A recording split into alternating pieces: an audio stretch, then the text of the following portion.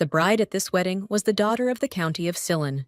The women were whispering. One of them heard that the bride was the daughter of Count Silin and the late countess. This year Ravenya Silin turned 16. This is exactly the age when girls dream of getting married, which is what made the situation even more remarkable. But people did not understand how Ravenya could marry a child who was only 8 years old. There was a big age difference between them, so this marriage was compared to an unwanted one. Everyone was wondering what the reason for this marriage was.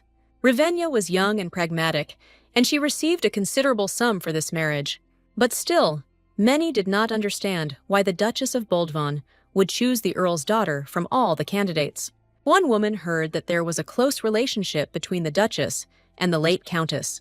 Adopting the daughter of a dear friend into the family was a decision to protect the young Duke. And in the end, it's just a marriage of convenience.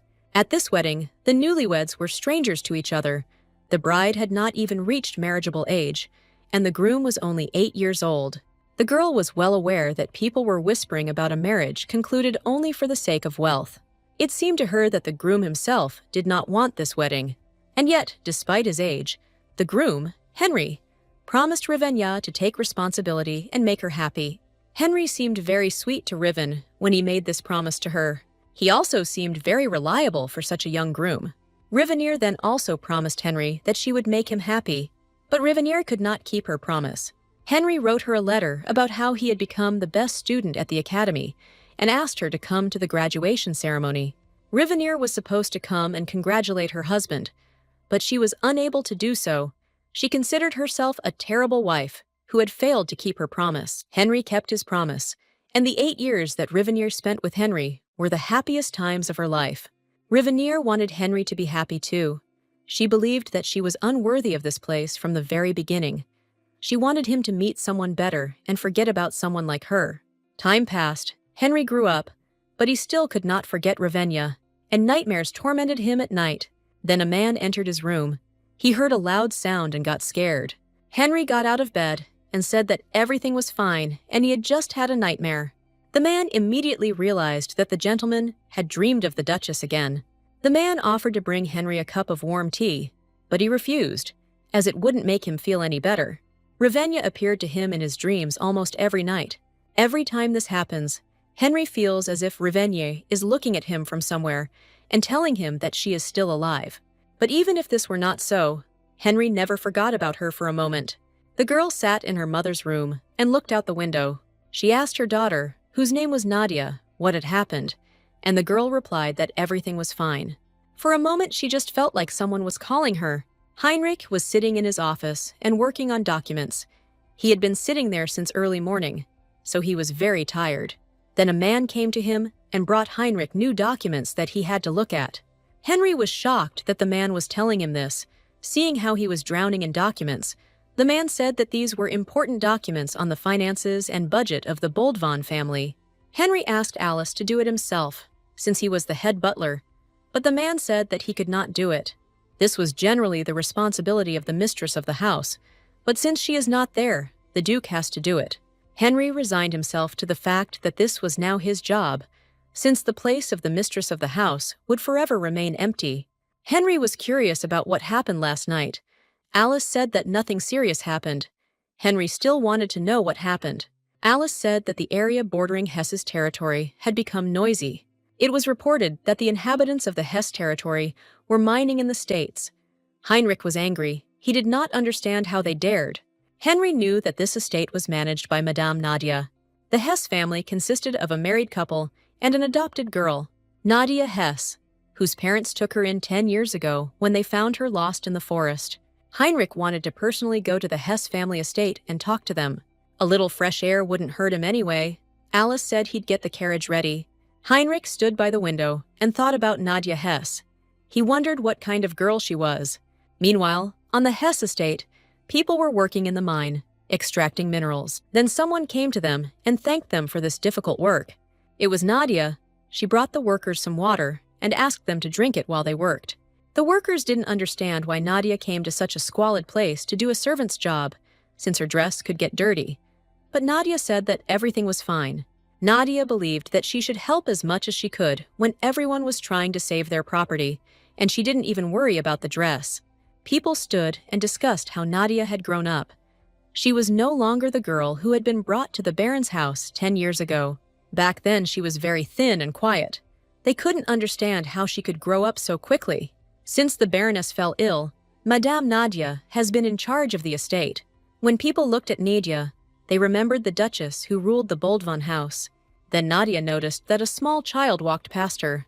She stopped him. Nadia explained to the boy that he couldn't be there because the mine was very dangerous for children. The boy said that he heard that the Baroness was ill, and he also heard the adults say that if they worked in the mine, they could pay for medicine for her. The boy also wanted to help the Baroness. He asked Nadia if he couldn't do it. Here a memory flashed through Nadia's mind, where Heinrich was talking about how he also wanted to help his wife. Nadia told the boy that she appreciated it, but the Baroness might not like it. She would prefer to remain sick than to force small children to work. Nadia told the boy that he had nothing to worry about and promised that she would do everything possible to ensure the Baroness's recovery. Nadia was confident that she would help the Baroness recover. This was her way of paying back the Hess family for giving her a new life. On that day, 10 years ago, Ravenya Boldvan died. But no one knew that Ravenya Boldvan, who was supposed to die, woke up in the body of a 10-year-old red-haired girl. Hess found her unconscious in the woods and couldn't just leave her there. She didn't know how it happened, but as soon as she realized she was in another body, the first thing she thought was that she didn't want to become Ravenya Boldvan again. Of course, there was something she had to leave behind, but she never thought about going back there again, because she felt that this place was not the right place for her to begin with. The Baron and Baroness never questioned her. They believed her when she told them she had lost her memories, and they adopted her. Nadia used the knowledge she gained in Ravenya's life, only for the good of the Hess family. She decided that this was her real life. Then the workers called Nadia and said that they had found magic stones. She was surprised, because they didn't think that they would be here, but Nadia was ready for their appearance. They spent half a day digging in the same place. Nadia was a little worried that there wouldn't be any stones there, but she was glad that they found them. Then 2 men entered the mine and asked the workers who gave them permission to mine here. On closer inspection, the workers recognized the men. They were the Boldvan Knights. The workers panicked. Nadia stepped forward and asked the workers not to worry. Nadia approached the Knights and asked what brought them here. They again asked Nadia who gave them permission to mine in this mine. Nadia said that this was the territory of the Barony of Hesse, so they did not need to obtain permission to mine on their own family, but the Knights said that this territory belonged to the Duchy of Boldvan. Suddenly, Nadia heard a familiar voice. It was Henry. He asked what all the noise was about out of nowhere. Heinrich turned to Nadia and said that he was seeing her for the first time. He asked if she was the manager of Baron Hesse's estate. Nadia froze in place. She stood and silently looked at Heinrich. While Nadia silently looked at Heinrich, he managed to examine her. She had fiery red hair, a disheveled appearance, and looked about 20 years old. Heinrich realized that she was the adopted daughter of the Hesse couple. Henry had never met Nadia before, but for some reason it seemed to him that they had already seen each other. Then the Baron ran up to Nadia. He didn't understand what had brought her to such a dangerous place, and besides, she left without saying anything. Then one of the knights approached Henry. He had important news. He reported to Henry that the barony's people had discovered deposits of magic stones in this mine. Henry was surprised that there were magic stones here. The knight said that the situation was extremely suspicious. The barony of Hesse should not have either sufficient funds or the necessary information to extract them, but they continued to dig the mine purposefully. Nadia interrupted the conversation between Henry and the knight to introduce herself. Baron Hesse also greeted Heinrich. Heinrich had heard that the adopted daughter of the Hesse family was smart, but he didn't think she would have the courage to mine magic stones right under the noses of the duchy's holdings. The workers were agitated. They realized that digging a mine was a bad idea. Nadia told Henry that this mine was indeed close to the borders of Duke Boldvan's holdings. However, this mine rightfully belonged to the Hesse family. Henry grinned. He didn't understand why Nadia was so sure of this. Nadia said that everyone believed that these ridges were the property of the Boldvan estates. After all, even the maps said so.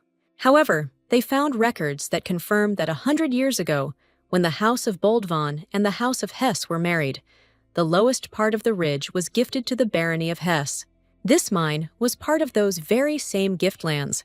Therefore, the barony of Hesse did not encroach on the territory of Boldvan. Heinrich did not think that Hesse's adopted daughter had studied the history of the barony of Hesse so thoroughly. He didn't understand how she knew about the events of a century that no one else seemed to remember. Nadia realized that she had just added to her problems. The Baron said that Nadia has loved to read since she was very young, and if we are talking about the history of the Hesse family, then Nadia knows it from the very beginning to the very end. The Duke was very glad that Nadia was so smart. She was the only support of their house. Henry asked the Baron to mark the boundaries of his territory as he saw fit, and to send documents confirming what he had said earlier. Heinrich said that after the investigation, they will consider how valid the Hesse house claims are. Then Henry said that was all and left. The Baron exhaled, his heart aching, because he thought that something irreparable was about to happen. The Baron believed that Nadia should have relied on him, since she could have been taken away. But Nadia said that she was the one who offered the loot in these places, so all the responsibility was on her. Besides, Nadia was sure that Henry would not arrest a person without good reason. The Baron reminded her that there were rumors that the Duke was a merciless monster, but Nadia said that this was not true. Nadia suggested that everyone return to their work. They needed to gather their strength for the sake of treating the Baroness. The Baron also decided to take one look at this magic stone. Nadia was glad that Heinrich managed to grow up to be a wonderful person. She used to tell him that he was like moonlight to her, but meeting Henry now, he seemed like the sun to her. But still, Nadia had no opportunity to return to him. Soon, the Duchy of Boldvan received documents from the barony of Hesse. The documents were accompanied by materials confirming their authenticity. There were no signs of forgery or falsification. Heinrich was curious about the chances of victory if they challenged the Hesse house's right to own the mine, and Alice said that if they relied on influence and power, they would definitely win. Henry was interested in what would happen if he approached it from the standpoint of legality and justice. Alice said that in that case, Boldvan would lose, since the mine rightfully belonged to the barony of Hesse. There are records that House Boldvan granted these lands to House Hesse 100 years ago, and there is no trace that the holdings were ever returned, even after contact between the houses was completely severed. Both sides showed no interest in the lands all these years, so everyone forgot about them. Henry didn't understand how Nadia found out about this, and how she could have known that a deposit of magic stones was hidden in the useless land. Alice said that it seemed that fate itself had smiled upon Baron Hesse and his wife for their virtue, for as they say, heaven helps the good. Henry was angry. He did not believe it, and considered these words pathetic nonsense. After all, if heaven really cared about the good, his wife would now be living happier than anyone else. Alice apologized to Henry, and admitted that he had made a mistake. Henry said that he had been too harsh, and suggested that Alice continue the conversation later. As soon as Heinrich met Nadia Hesse, he immediately remembered Ravenna. Nadia had impeccable etiquette. Even her manner of speech was equally abrupt. But what reminded her most of Ravenna was the way Nadia looked at him. Henry couldn't understand whether he was going crazy, because Nadia and Ravenna were completely different. Henry looked up at the sky and asked Ravenna to look at him, to look at what her husband had come to. 10 years had passed since Ravenna had passed away, and he still couldn't believe it. And now he was looking for her in another woman who was completely different from her. At night, Nadia sat in her room and read a book. Suddenly, the door to the balcony swung open. A gust of wind that blew into the room extinguished the candle. A couple of seconds later, a man approached Nadia and put a sword to her neck. The man was sure that it was Nadia who sent the letter. He didn't understand how she dared to take on someone else's name. It seemed to him that Nadia didn't value her life at all. Nadia turned to the man and said that it was outrageous not to recognize her mistress, even though they had not seen each other for a long time. The man noticed that Nadia was quite brave, but his mistress is not the kind of person that a nobody like her can speak about freely. Nadia asked him how she could repeat the handwriting of his mistress and find out about the key if she were an impostor. Nadia was sure that he came to her because he was interested in this, because if this were not the case, then, knowing his character, he would have ignored this letter. The man was Conrad, known in society as Viscount Odelli, a slave sold at the age of 5 to a gambling house to pay his father's debts. He joined the gaming table with nothing in an attempt to save his youngest, and nearly lost an eye.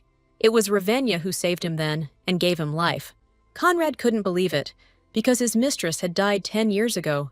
He had personally seen her body. Nadia didn't understand whether he still didn't believe her, so she offered to tell him more information. When Conrad was stuck in the gambling house, Ravenna asked him why he was in such a dirty place. Was he kidnapped, or was this just his moment of weakness? Or perhaps he was desperately fighting for his life. His puny life, like an insect.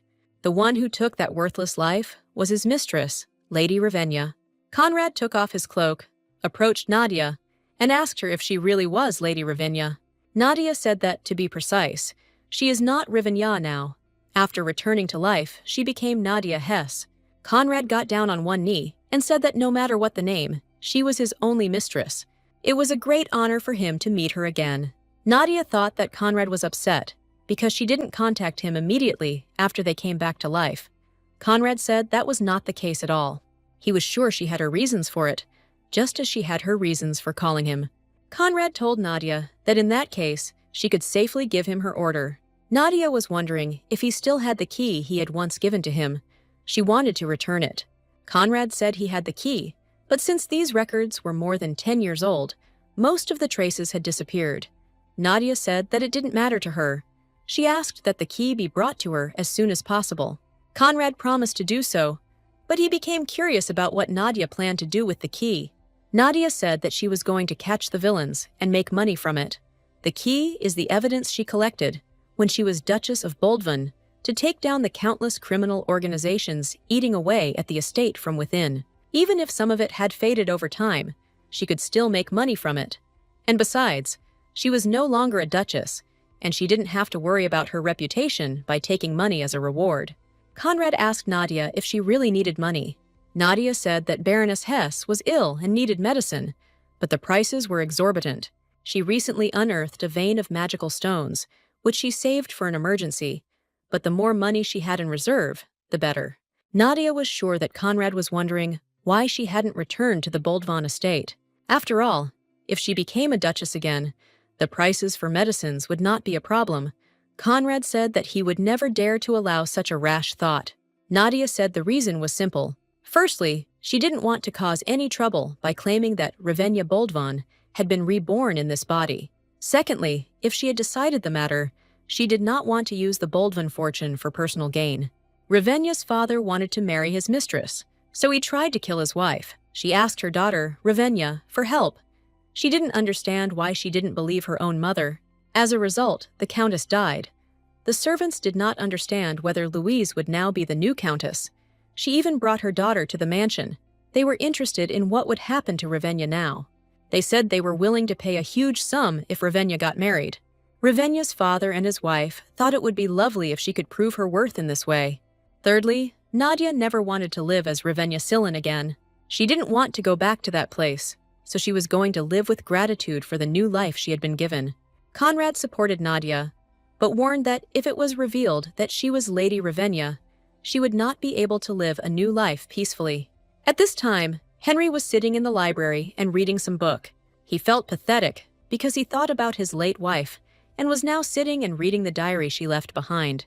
In her diary, Ravenna described the flowers that Henry sent her from the academy, and he told her that the white flowers, sparkling silver in the moonlight at night, reminded him of her. Ravenna became so curious that she placed them on the windowsill and waited for the moon to rise, and the petals really did sparkle in the silver light, so she admired them for a long time. Henry remembered those flowers clearly. As soon as he saw them, he thought of Riven and broke curfew to order and send them, for which he received disciplinary punishment. Although Ravenna felt awkward that he sent her flowers while he was busy with his studies, she couldn't hide her happiness. She was glad that his affairs at the academy were going well, and she wanted him to share news with her more often. She was interested in everything about him. Separation made her constantly worry about him. Henry believed that she should worry more about herself than about him. Then suddenly, some piece of paper fell out of the diary. It was a map on which Ravenna had indicated a certain place while she was alive. Ravenna was more meticulous than anyone when it came to property matters, so Henry was not surprised. Here, Henry carefully examined the map and noticed one marked place that was familiar to him. This was the same Baron Hess mine that they had recently found. Henry, judging by the mark on the map, realized that Ravenna knew that there were deposits of magic stones there. And Nadia Hess knew about this. The more Heinrich thought about it, the more strange it all seemed to him. After all, Nadia knew too much. No one had been interested in those events of 100 years ago for a long time, and that look in her eyes haunted him. Henry didn't understand if this was really just a coincidence. Heinrich decided that perhaps Nadia Hess knew something related to Ravenna. Henry decided that he needed to see for himself. It was late at night. Nadia was already asleep. She had a dream in which she was still little in Ravenna's body. There she was, walking with her mother. Ravenna brought her mother the flowers she had picked. The mother accepted the flowers and thanked her daughter. She thought they were very beautiful. She hugged Ravenna and told her that she loved her very much. Ravenna loved her mother more than anyone else. She promised to be the reason for her smile from now on and forever. After some time, Ravenna's father brought another woman into the house and said that she was now also their family. Since then, Ravenna had another mother and a younger sister, and he hoped that they would become friends. Ravenna, however, considered them strangers from the very beginning and therefore did not want to accept them. Her mother's expression was hidden in shadow, but Ravenna felt as if something had broken. After that day, the smile on her mother's face disappeared forever. Sometimes she would just sit in her room and stare into space, like a dead person. Sometimes she would start to destroy everything around her. Sometimes the woman begged her daughter to save her. She believed that the Count and his mistress were trying to kill her in order to obtain her title. This woman had already tried to push her down the stairs, but Ravenna believed that it was just an accident, and the servants confirmed this. Then the woman said that they brought her poisoned food, but Ravenna didn't believe this either, because there was no hint of poison in it. She didn't understand whether Ravenna had also sided with that woman, but the girl asked her mother to calm down and told her that she loved her more than anyone in the world. Ravenna wanted to help her mother, but her feelings never reached her. Eventually, the woman got angry at her daughter and pushed her away, after which Ravenna stopped visiting her mother. Ravenna was asked to come to her mother at least once. Her condition was worsening every day, and before it was too late, Ravenna needed to see her one last time. Ravenna could no longer tolerate her mother's hysterics. She remembered all this and cried even harder. The man apologized to Ravenna for disturbing her and left her alone. The woman didn't even get out of bed. Before her death, she kept waiting and calling for her beloved daughter. But Ravenna never came to her, so the woman died all alone. Ravenna was sad at the funeral, but she knew she couldn't help her mother. Her mother's death was so hard for her, as if she herself were dying. But at the same time, she felt relief, because now she was free. Ravenna's younger sister pointed her finger at her and called the girl a monster. One night, Ravenna couldn't sleep, so she went out into the corridor. She wanted to go and get some fresh air, and as she passed the room, she heard a conversation. Her father's mistress was glad that Ravenna's mother had finally died, and they had to spend a lot of money bribing servants and buying poison. But they had no other choice, because she was a noblewoman by birth, and if they did so, they could be caught. But everything went according to plan. Now they could drink and have fun, forgetting all the difficulties. After all, this woman was now the new countess. Ravenna overheard this entire conversation and was shocked by what she heard. Then, for the first time, Ravenna heard a voice in her head, telling her that her mother was right. She told her daughter that they wanted to kill her and begged her to save her. But Ravenna didn't believe her, and if she loved her mother, she would not have left her alone. But in the end, her own daughter's indifference killed her. And even at the coffin of her mother, Ravenna did not shed a single tear. After all, she really was a real monster. Nadia woke up abruptly because of this nightmare. She sat down and tried to calm herself down, because everything was fine. But the voice in her head again told the girl that it was her fault. Nadia didn't think so, because she hadn't been Ravenna for a long time. The next morning, Nadia brought her adoptive mother some medicine and asked her how she slept. The Baroness said that everything was fine. She thought that Nadia should have asked the servants about it and not taken care of her herself from the very morning. Nadia said that she wanted to do it herself, especially since they had not spoken for a long time. The Baroness's health improved significantly thanks to regular intake of the medicine. The woman wanted to get well soon and begin her duties. She understood that it was difficult for Nadia, because she was at the age when she should be enjoying her youth, like other ladies. The Baroness also believed that it was time for them to start looking for a marriage partner for her. The Baroness was curious whether Nadia had anyone in mind, and she promised to support her choice, despite her chosen one's origins. Nadia, however, said that she had no one in mind. Nadia thought about who she would agree to marry, and the only person who came to her mind was Heinrich. Nadia never expected that they would meet him exactly like this. Henry had grown a lot and become stronger, and it seemed to Nadia that those boyish notes had disappeared from his head. The Baroness told Nadia that it was wonderful to see her working hard for her family and estate. But still, the Baroness wanted to see a smile on her daughter's face. Nadia did not expect to hear such words from the Baroness. The Baroness greatly appreciated what Nadia was doing as the future heir to the House of Hesse, but she did not want Nadia to torment herself. Nadia was treasured not only by her adoptive parents, but also by the people of the Hesse estate. Nadia remembered words from her past life. She was constantly told that she was a terrible daughter. Nadia realized that, as she thought, her place was definitely here. Nadia, going down to the first floor, heard a noise in the corridor and decided to check what had happened.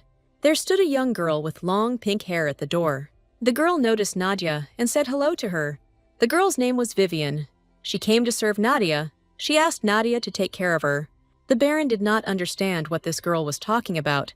He told Nadia that she appeared suddenly and began to claim that she would be Nadia's servant. Vivian intervened in the conversation and said that she had not appeared out of the blue. The girl said that she came to this estate on the orders of her master, because Lady Nadia was Viscount Odeli's benefactress. The Baron still didn't understand anything. Vivian told him that not long ago, Viscount Odeli was driving past the Hesse estate and an accident happened with his carriage. But Lady Nadia, who was nearby, rushed to his aid. And only thanks to this, Viscount Odeli did not receive serious injuries. In gratitude, the Viscount sent Nadia Vivian to take care of his benefactress. Vivian turned to Nadia and asked if she remembered this. Nadia smiled and said that, of course, she remembered. Nadia was surprised that despite the state of affairs, the Viscount sent them his maid. Nadia thought it would be impolite of them to refuse Vivian.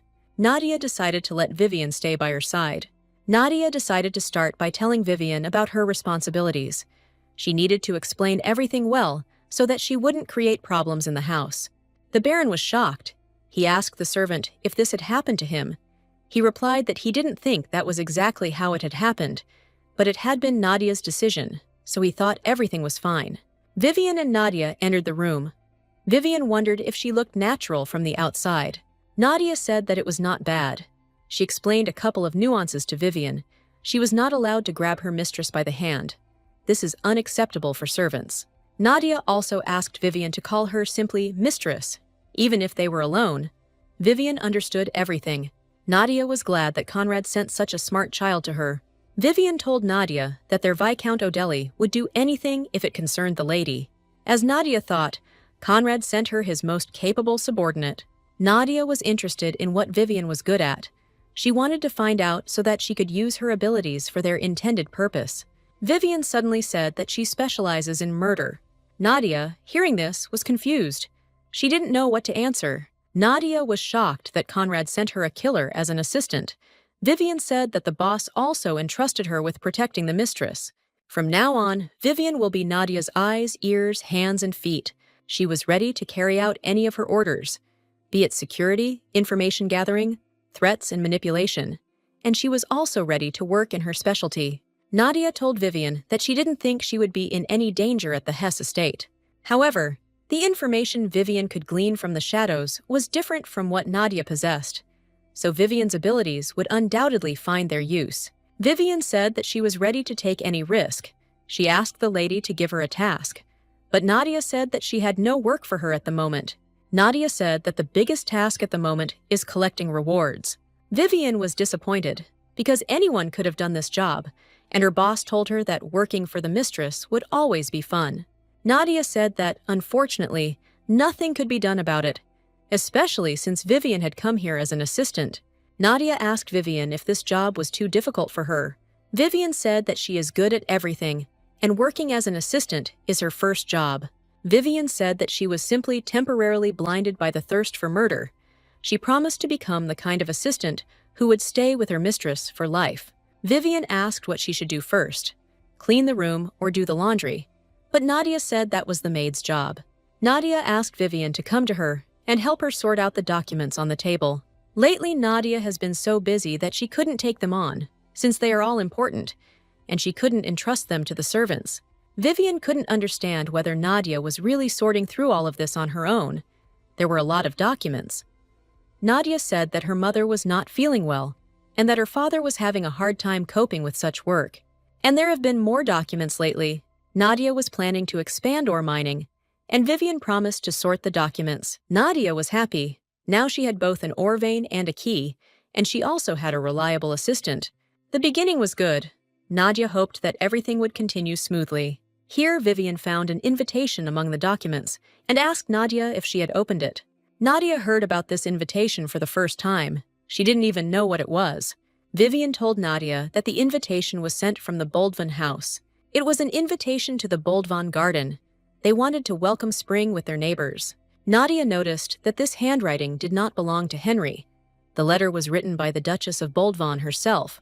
After the Duchess recovered her health, she began to frequently hold receptions in the garden. Nadia was curious about how the Duchess was doing, but she had no intention of accepting the invitation. Although the Duchess's garden and her warm smile still warmed her soul, the girl decided to put an end to Ravenna Boldvan. Vivian was upset, because the Boldvan family rarely hosted receptions and generally did not participate in social life.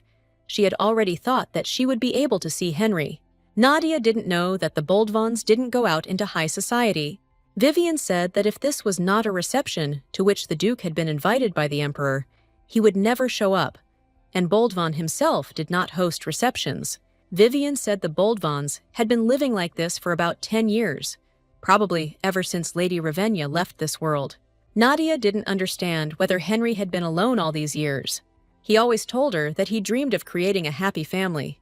Nadia was worried that he could blame himself for her death, since everything happened on the way to his academy. Henry was a sensitive child, so Nadia thought that this was entirely possible, and probably this is why Henry never married a second time. Nadia suddenly told Vivian that she had changed her mind. Nadia decided to attend the reception. Nadia was going to write a reply, and she asked Vivian to prepare a dress for her. She just needed to refresh her wardrobe for going out. Vivian has already decided what outfit Nadia will wear to the reception and what jewelry she will accessorize her look with. Nadia wanted to ask Heinrich herself why he avoided social life and why he didn't marry again.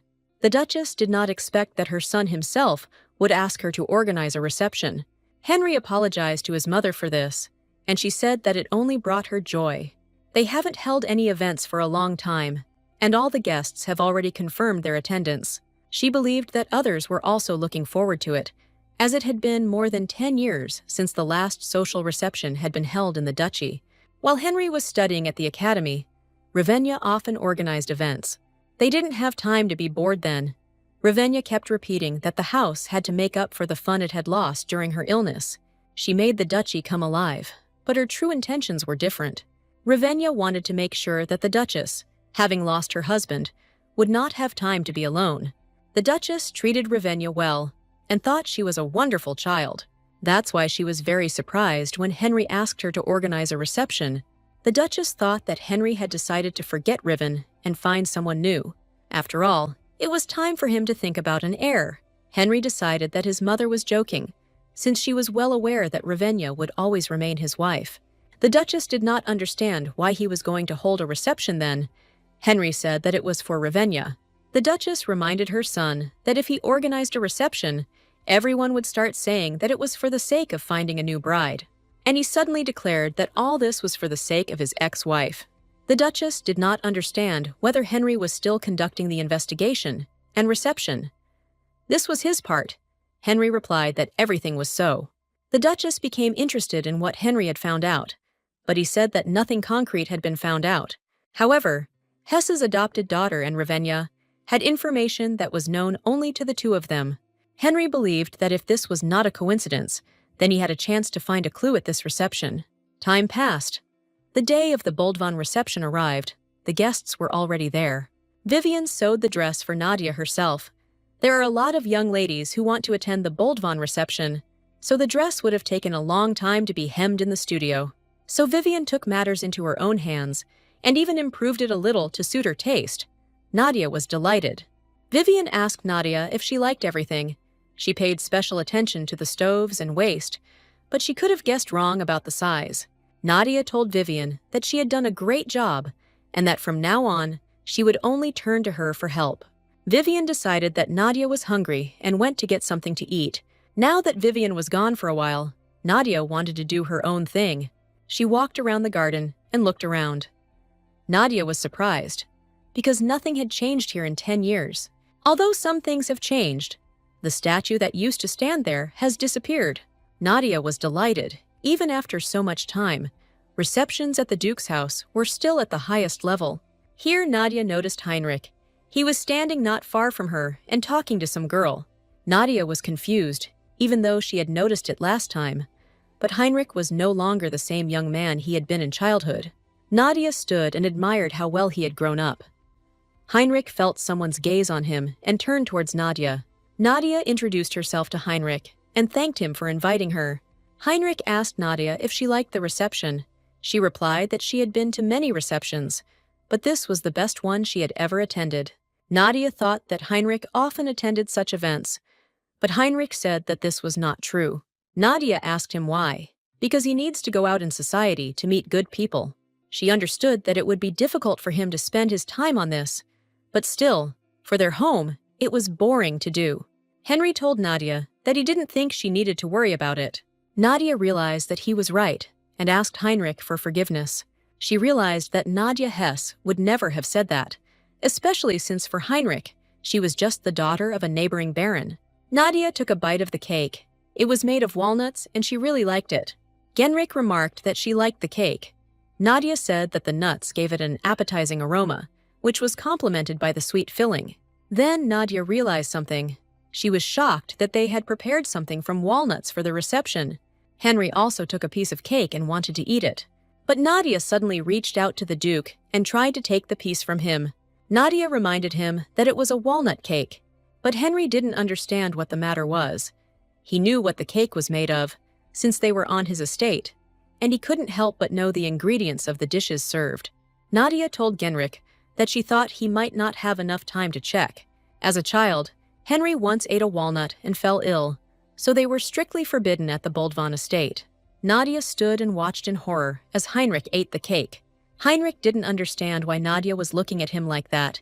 He already thought that she had some problems. Nadia didn't understand whether everything was really okay with him. Nadia said that she was just nervous and apologized to Heinrich for her rudeness. Henry looked at Nadia and asked her how she found out about this. Nadia pretended that she didn't understand what he was talking about. Heinrich Hode said that for some time, he really could not eat walnuts. It was a closely guarded secret, even in the mansion, known only to a few people. He asked Nadia who told her about it. Heinrich said there was something else he wanted to ask about, like the vein of magic stones she had recently found. Genrich Kode said that information about her was known only to his wife.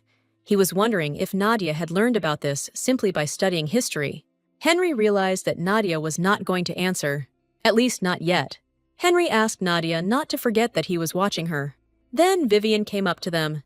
She was glad that she had finally found Nadia. Nadia was glad to see Vivian, because she had appeared at such a timely moment, and now she would be able to avoid further conversation with Henry. Nadia apologized to Heinrich once again for her rudeness, and left. Nadia stood and analyzed the situation. She realized that she needed to pretend that she didn't know anything. She didn't understand why she grabbed his wrist in the first place.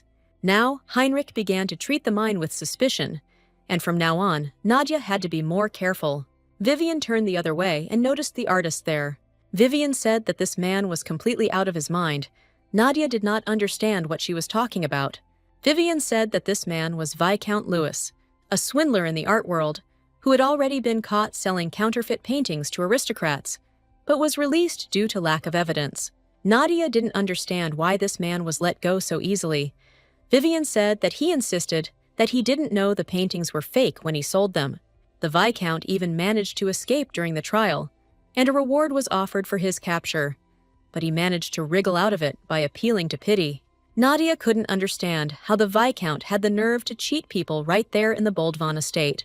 Here, Nadia heard the Viscount telling the girls that as long as they owned this painting, even the Boldvan family would treat them with respect. He also said that his paintings were not something that could be bought for money. He sold them only to those who really understood something about art. Nadia couldn't stand it any longer and approached the man. She apologized for interrupting the conversation and asked to let her look at the painting. Nadia was intrigued. She wondered what could compete with the name Boldvan. The Viscount looked at Nadia and told her that he did not want to seem rude, but the painting was quite expensive. And it's not the kind of picture that a young lady like her can afford. Vivian had a plan. She told Nadia that she shouldn't throw money around like that just because she had recently become rich. Nadia told Vivian that it was just one painting. Vivian said that she didn't understand what was good about buying something like that. Nadia said that everything was fine, because it was extra money that she received thanks to the magic stone mine. The Viscount said that he usually doesn't show it, but since Nadia is so persistent, he is ready to make an exception. He realized that Nadia had suddenly become rich, and he believed that there was nothing better than deceiving the nouveau riche. The Viscount called Nadia to follow him and asked him not to be too surprised by what he had. Nadia didn't understand whether he really decided to mention this particular work out of everything. Nadia told the Viscount that she had not expected this at all. She thought that this painting had been lost many years ago. Nadia said that she was buying this painting. The Viscount was shocked, because she hadn't even seen it. Nadia said that since it was a rare painting, she should buy it quickly. Nadia asked if they could sign the contract right now. The Viscount said that they could certainly do it, and ran off to get the contract. While the Viscount went to get the contract, Nadia managed to meet with the Duchess. Nadia asked the Duchess if she would accept her sincere gift. The Duchess said she was looking forward to seeing the work Lady Hesse would present to her. The Viscount did not understand what the Duchess was talking about. He had never heard anything like it. The Viscount reminded Nadia that they hadn't even signed the contract yet, and she was already planning to give this painting away. Nadia said that she was just very happy that she would be acquiring the Emperor's bird. The Duchess couldn't understand whether Nadia really wanted to give her the painting The Emperor's Bird from Pamela. Nadia told the Duchess that this was exactly the case. When she heard about how the Viscount had managed to get her with difficulty, she immediately decided to buy her. The Viscount understood that the agreement was written in his favor, and if he showed it to the Duchess, he would definitely be caught. The Viscount told Nadia that the painting was already hers, and the contract could wait. But Vivian realized that he simply wanted to take his words back and snatch the contract from him. The Duchess approached the Viscount and asked him where and how he had obtained the job he had been assured of many years ago. The Viscount said that he was able to do this thanks to an acquaintance, and asked the Duchess why she was asking him about this. The Duchess said there had been a recent increase in art fraud schemes, targeting both aristocrats and commoners. The Duchess asked the Viscount if he was connected with them. The Viscount told the Duchess that it must be just a terrible joke, since he was not one of those kind of swindlers. The Viscount said he didn't even dare think about doing such a thing in Boldvan territory. The Duchess couldn't understand how the Viscount dared to think about this. She ordered the guards to immediately take this swindler away. The Viscount resisted. He did not understand how the Duchess could call him a fraud without evidence. The Duchess, as soon as she learned that the Viscount was selling the Emperor's bird, realized that it was a lie. After all, the real painting he is talking about was in the estate of the Duchy of Boldvan from the very beginning. The Viscount was perplexed. He did not understand how they could keep a painting that no one could find. Nadia sank to the ground and began to cry. She did not understand how the Viscount dared to deceive her. The other guests noticed this and immediately realized that the Viscount had been caught in a fraud, and that the statements he had made at the last trial had also been lies. And of all places, he decided to sell the painting at the Boldvan's reception, which was a huge disgrace for an aristocrat. Nadia was glad that her performance worked and people took notice. The Duchess felt sorry that Nadia had to become involved in such an unpleasant incident. Then Henry approached them. He had heard that one of the aristocrats had caused a disturbance, and that was why he had come. Nadia did not want to meet Henry again. The Duchess told her son that Nadia had been deceived by Viscount Louis. Henry understood that the matter was serious. He was glad that everything was resolved well. Henry promised to sort out the rest himself. He asked his mother to return and rest. He decided to see Nadia off himself. Henry thanked Nadia for preventing the Viscount from being deceived, because if it weren't for her, nothing would have come to light. Henry was surprised, because such an intelligent man was almost deceived. Nadia said that her mistake was that she believed the Viscount's words without properly checking the painting. Although, even if she saw it in person, she would not be able to tell whether it was genuine or not. Seeing the painting, she would simply think about what a beautiful painting of lovers it is. Heinrich told Nadia that he would thank her properly later. He said that he would look forward to an invitation to the Hesse estate. Nadia said that she would definitely invite him to the estate as soon as the opportunity arose and got into the carriage. Vivian wondered what Nadia would do if the Duchess didn't have this painting. Nadia smiled and told Vivian that she knew the Duchess had this painting. Nadia could not have failed to know this, since it was she who found this painting 10 years ago. Nadia was sorry that she couldn't find out why Henry didn't want to remarry, but she was sure he had a reason. Now Nadia wanted Viscount Louis to regret what he had done and pay in full for his crimes. The butler noticed that Henry was in a good mood and was interested in whether he had achieved his goal. Henry said that he had received even more than he had expected. Henry told the butler that Lady Hesse knew about his walnut allergy.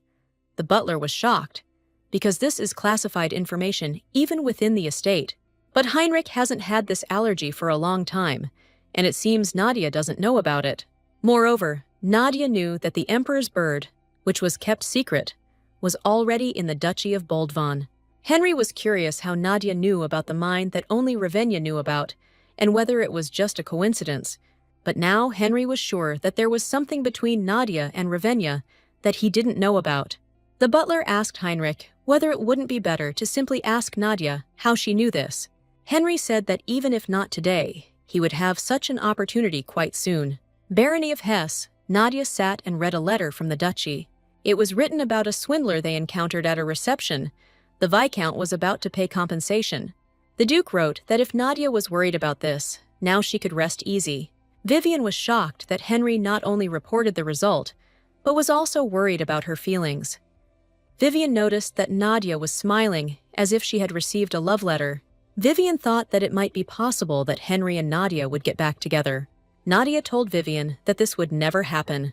Vivian realized that Nadia clearly did not see Henry as a man, but she felt that there was something more to it. The next day, Nadia came to the mine. After the mine, Nadia was going to go to the market to sell some of the magic stones she had mined. Nadia asked her father what if she used the money to buy lamps with a magic stone and put them in the mine to make working safer. The Baron thought it was a great idea, and Nadia also told her father that now that there would be more opportunities to interact with other territories, he needed to think about his reputation. The Duke was at a loss when they suddenly came into such a large amount of money, but Nadia was much more reliable to him. He was very glad that she appeared among them. Nadia became wary. In her past life, all she had to do was speak, and her father would look at her with disdain. But the Baron, even though she is not their biological daughter, always respects her words and decisions. Nadia received compensation. They also made money on the magic stones, so this month they could afford to treat their mother. Nadia wanted to continue working so hard that her family would never have problems again. Nadia noticed that someone's carriage was standing in the yard, but they weren't expecting guests today. Nadia noticed that Baron Varden came out of the carriage. He was glad to see Nadia. He never thought that that small and thin girl would grow up so beautiful. The Baron came out and asked Varden what brought him. The Baron called Varden to follow him to have a cup of tea and talk about everything. Nadia was not particularly happy to see Baron Verdun again. Then Vivian came up to her and asked who the man was. Nadia said that it was Baron Verdun. Her father considered him an old friend. Although Verdun himself does not share this opinion, he came to them only when he needed money and asked them to invest in his business. And Baron Hesse was so kind-hearted that he could not refuse, and therefore they lost quite large sums. Vivian was angry with Baron Verdun. She was ready to kick him out right now. Nadia said that they couldn't do that because it would have a bad effect on their reputation, and their father's pride would be hurt. Nadia suggested simply observing the situation for now. Nadia gave Vivian something and asked her to put it in the living room where Baron Hesse and Baron Verdun were sitting. It was a listening device. She once gave Conrad a magic stone from the mine. and he did this to her. Baron Verdun was very surprised that the magic stones were found right on the lands of Hesse. He didn't understand how the goddess of fortune could smile on carefree people like Baron Hesse, but not on those who worked tirelessly. Verdun said that it was clear that a person was not destined to die so easily. Baron Hesse did not understand what he was talking about. Then Verdun asked the Baron if he wanted to increase his fortune. Verdun said that he was currently working on something, and he was going to tell him about it as if he were his special friend. In the distant northern region, if you go deep into the mountains there, you can find a fruit that, despite the terrible winds and cold, grows and bears fruit. It was a rare plant that grows only in the mountains, and they said it was a panacea for all diseases. Verdun told Hesse that if he could get this plant, it could help the Baroness. The Baron did not understand whether if he got this fruit, his wife's suffering would stop. At this time, Nadia was sitting in the room and eavesdropping on the conversation. Nadia didn't know whether Baron Verdun was lying or not, but she knew that he always hid his true intentions. Nadia believed that starting a business with a fruit that he had never even seen, let alone tasted, was completely absurd. Baron Hesse thanked his friend for such an offer. Nadia did not understand whether her father would give in this time too. Nadia decided that this wouldn't do and decided to intervene. But suddenly, she heard her father refuse Verdun's offer. Not long before this day, Nadia sat and couldn't understand whether her father really wanted to learn to refuse people. The Baron said that yes, he knew in his head that he should refuse, but he simply could not bring himself to say it. The Baron understood that during all this time, because of his character, they had suffered a lot. Nadia realized that her father was worried about the events of the past. Nadia told her father that it was most likely because he was trying to say something he had never said, so he was tense and the words weren't coming out easily. Nadia decided to show her father one working piece of equipment. First, he needed to start sipping his tea slowly to calm down a little. He had to keep his back straight and think about what he wanted to say. Then he had to look at his interlocutor with a soft smile, thank him for the offer and refuse. Thanks to that conversation, the Baron learned to refuse offers that did not interest him. Verdun did not understand why Hesse refused. He explained that every business he had invested in, following him, had ended in failure. Baron Hesse realized that running a business was not his business. Verdun said that running a business was a matter of luck, and this time everything could turn out differently. But Hesse did not want to continue this conversation. Nadia heard the screams and ran to Vivian to make sure her father was safe. Vivian told Nadia that the Baron was completely safe. Verdun stood before the Baron and begged him to invest in his business. He had already invested a huge amount of money in these fruits, but they were all stolen by bandits before they even arrived in the country. Verdun promised that the business would pay for itself and that he would return the money threefold. Verdun believed that they would succeed, since Hesse was lucky with a vein of magic stones.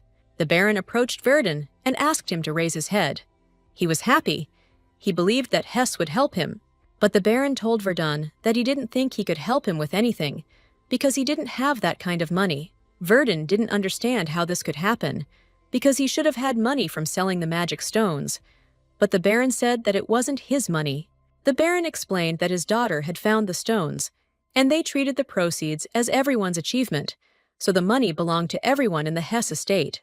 Verdun told the Baron that it was his money, since he was the owner of the estate. The Baron believed that if he used this money to help Verdun, it would look like he was trying to appear to be a good person. He also couldn't always rely on his daughter.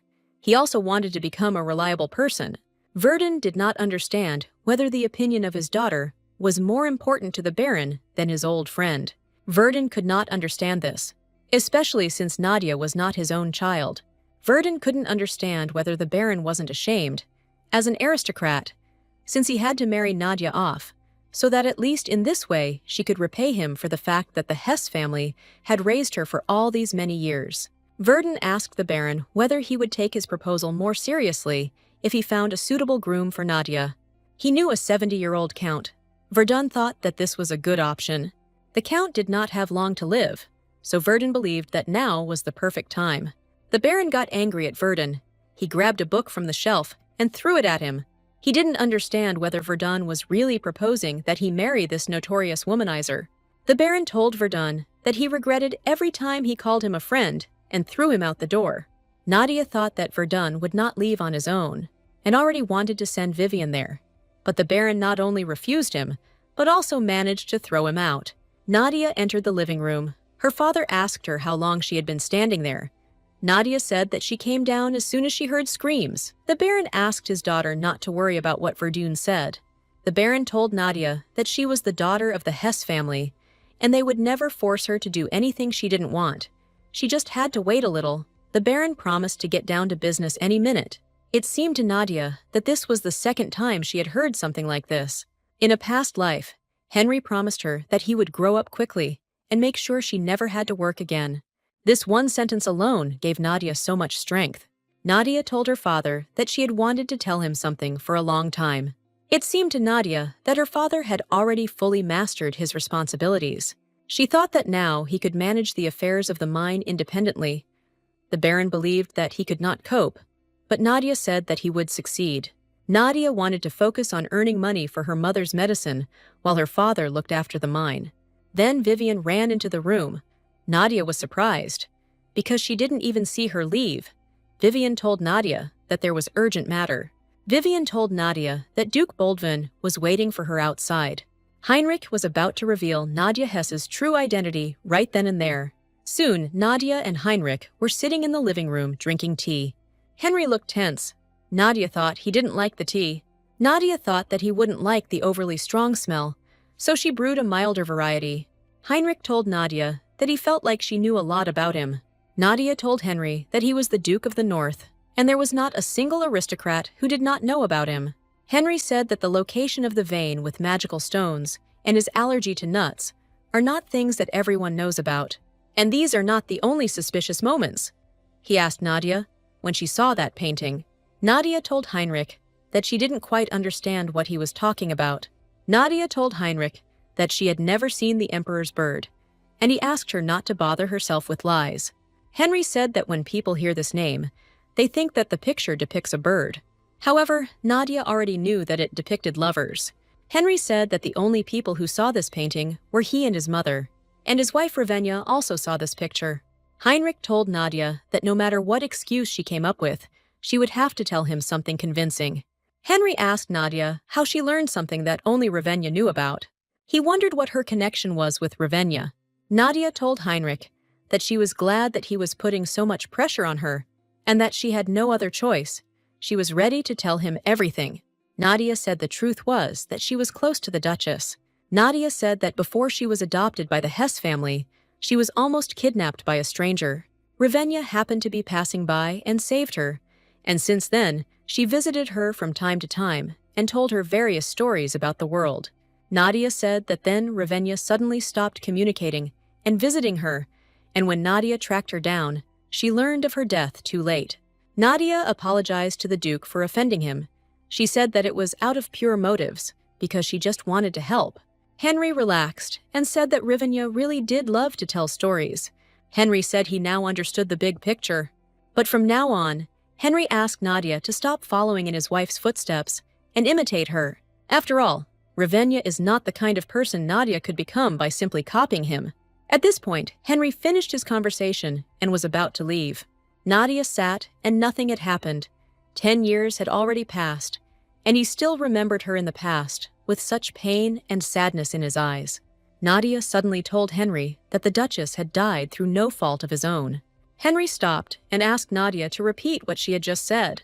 Nadia said it was just an accident that no one foresaw. Nadia asked Heinrich to leave everything in the past and live in the present, looking to the future. Nadia told Henry that no one had the right to blame him for this, and the Duchess herself would certainly like to see him happy. Henry put a sword to Nadia and said that she knew nothing and did not dare to speak like that. Heinrich told Nadia that she had become so immersed in the role of his wife that she had begun to treat him like her. Henry said that no one could ever take Ravenna's place. Henry approached the door and asked Nadia not to cross the line again. Finally, Nadia told Heinrich that she didn't want him to be hurt again. Henry was surprised that he continued to see Ravenna in this woman. When it turned out that he had just been fooled by a cheap copy, he realized that it had been a waste of time.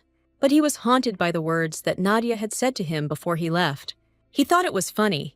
He didn't understand whether those words really comforted him. Nadia told Conrad that Heinrich came to see her, and his actions and facial expression made her remember again that day she tried to leave in the past. Nadia wanted to know about that incident with the carriage. She was sure that it was not just an accident. Conrad told Nadia that she was very perceptive. Nadia was sure that Conrad had already conducted an investigation. She asked him to tell her everything. Conrad said that 2 different types of soil were found on the wheels of the carriage, one of which was unnaturally liquid, different from the road, as if someone had left it there on purpose, and the wheel itself was a little loose. All this was too much to be considered a simple coincidence. Nadia realized that she had died according to someone's plan. Nadia understood that if this was done intentionally, then the target was not Ravenna, and the role of the Duchess of Boldvan, which is why she was eliminated. Nadia knew that if there was anyone for whom the Duchess was like a beam in the eye, it was Count Crimson. The Crimson family held lands to the southwest of the Duchy of Boldvan, and had long been loyal vassals of Boldvan, their connections even close enough to warrant marriage. If it weren't for Ravenna, Henry would certainly have become engaged to Count Crimson's daughter when he grew up. Conrad said that it was quite possible, since they had recently raised the issue of marriage between their families again. Nadia asked Conrad to begin an investigation into Count Crimson. Nadia didn't understand whether she would be able to ease her feeling of guilt if she found the culprit. Nadia asked Henry to wait a little longer. She couldn't be with him again as Ravenna, but she could protect his happiness from the side until the very end. In the morning, Nadia was sitting in her office and working on paperwork. Suddenly, she heard a noise outside and became curious about what was going on there. She looked out the window and asked what they were doing. The man said that the residents of the estate had banded together and saved up some money, and now they were going to furnish her new office. Nadia was confused. The man said that they would make her office magnificent, so she needed to be patient a little. Here, Nadia was told that the inhabitants of the estate were wonderful people. They wanted to give Nadia a small gift, so in the morning they all gathered together. It was the Baroness. Nadia didn't understand whether she could really go out like this already. The woman said that there would be no harm from a short walk. Besides, thanks to the medicine that Nadia gave her, she felt much better. The Baroness told Nadia that in addition, she needed to talk to her about something.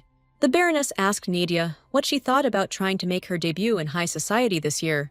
Nadia was surprised. The Baroness told Nadia that thanks to her, their estates earned enough money. So this is the first thing the Baroness thought about. Once a year, the imperial family holds a ball where all the young ladies gather to make their debut. As a rule, the debutantes are no more than 20 years old. Nadia reminded the Baroness that she was already 20 and had absolutely no interest in social life. The Baroness said that this had nothing to do with it. The Baroness said that her family's fortunes were poor, so she was only able to make her debut at the age of 21. The slightly younger girls looked down on her and called her a poor woman without honor or even youth. The Baroness never blamed poverty for everything, but that day she felt very humiliated and lonely. The Baroness did not want her daughter to go through the same pain. Nadia understood her mother's feelings, but she could not afford the luxury of a debut.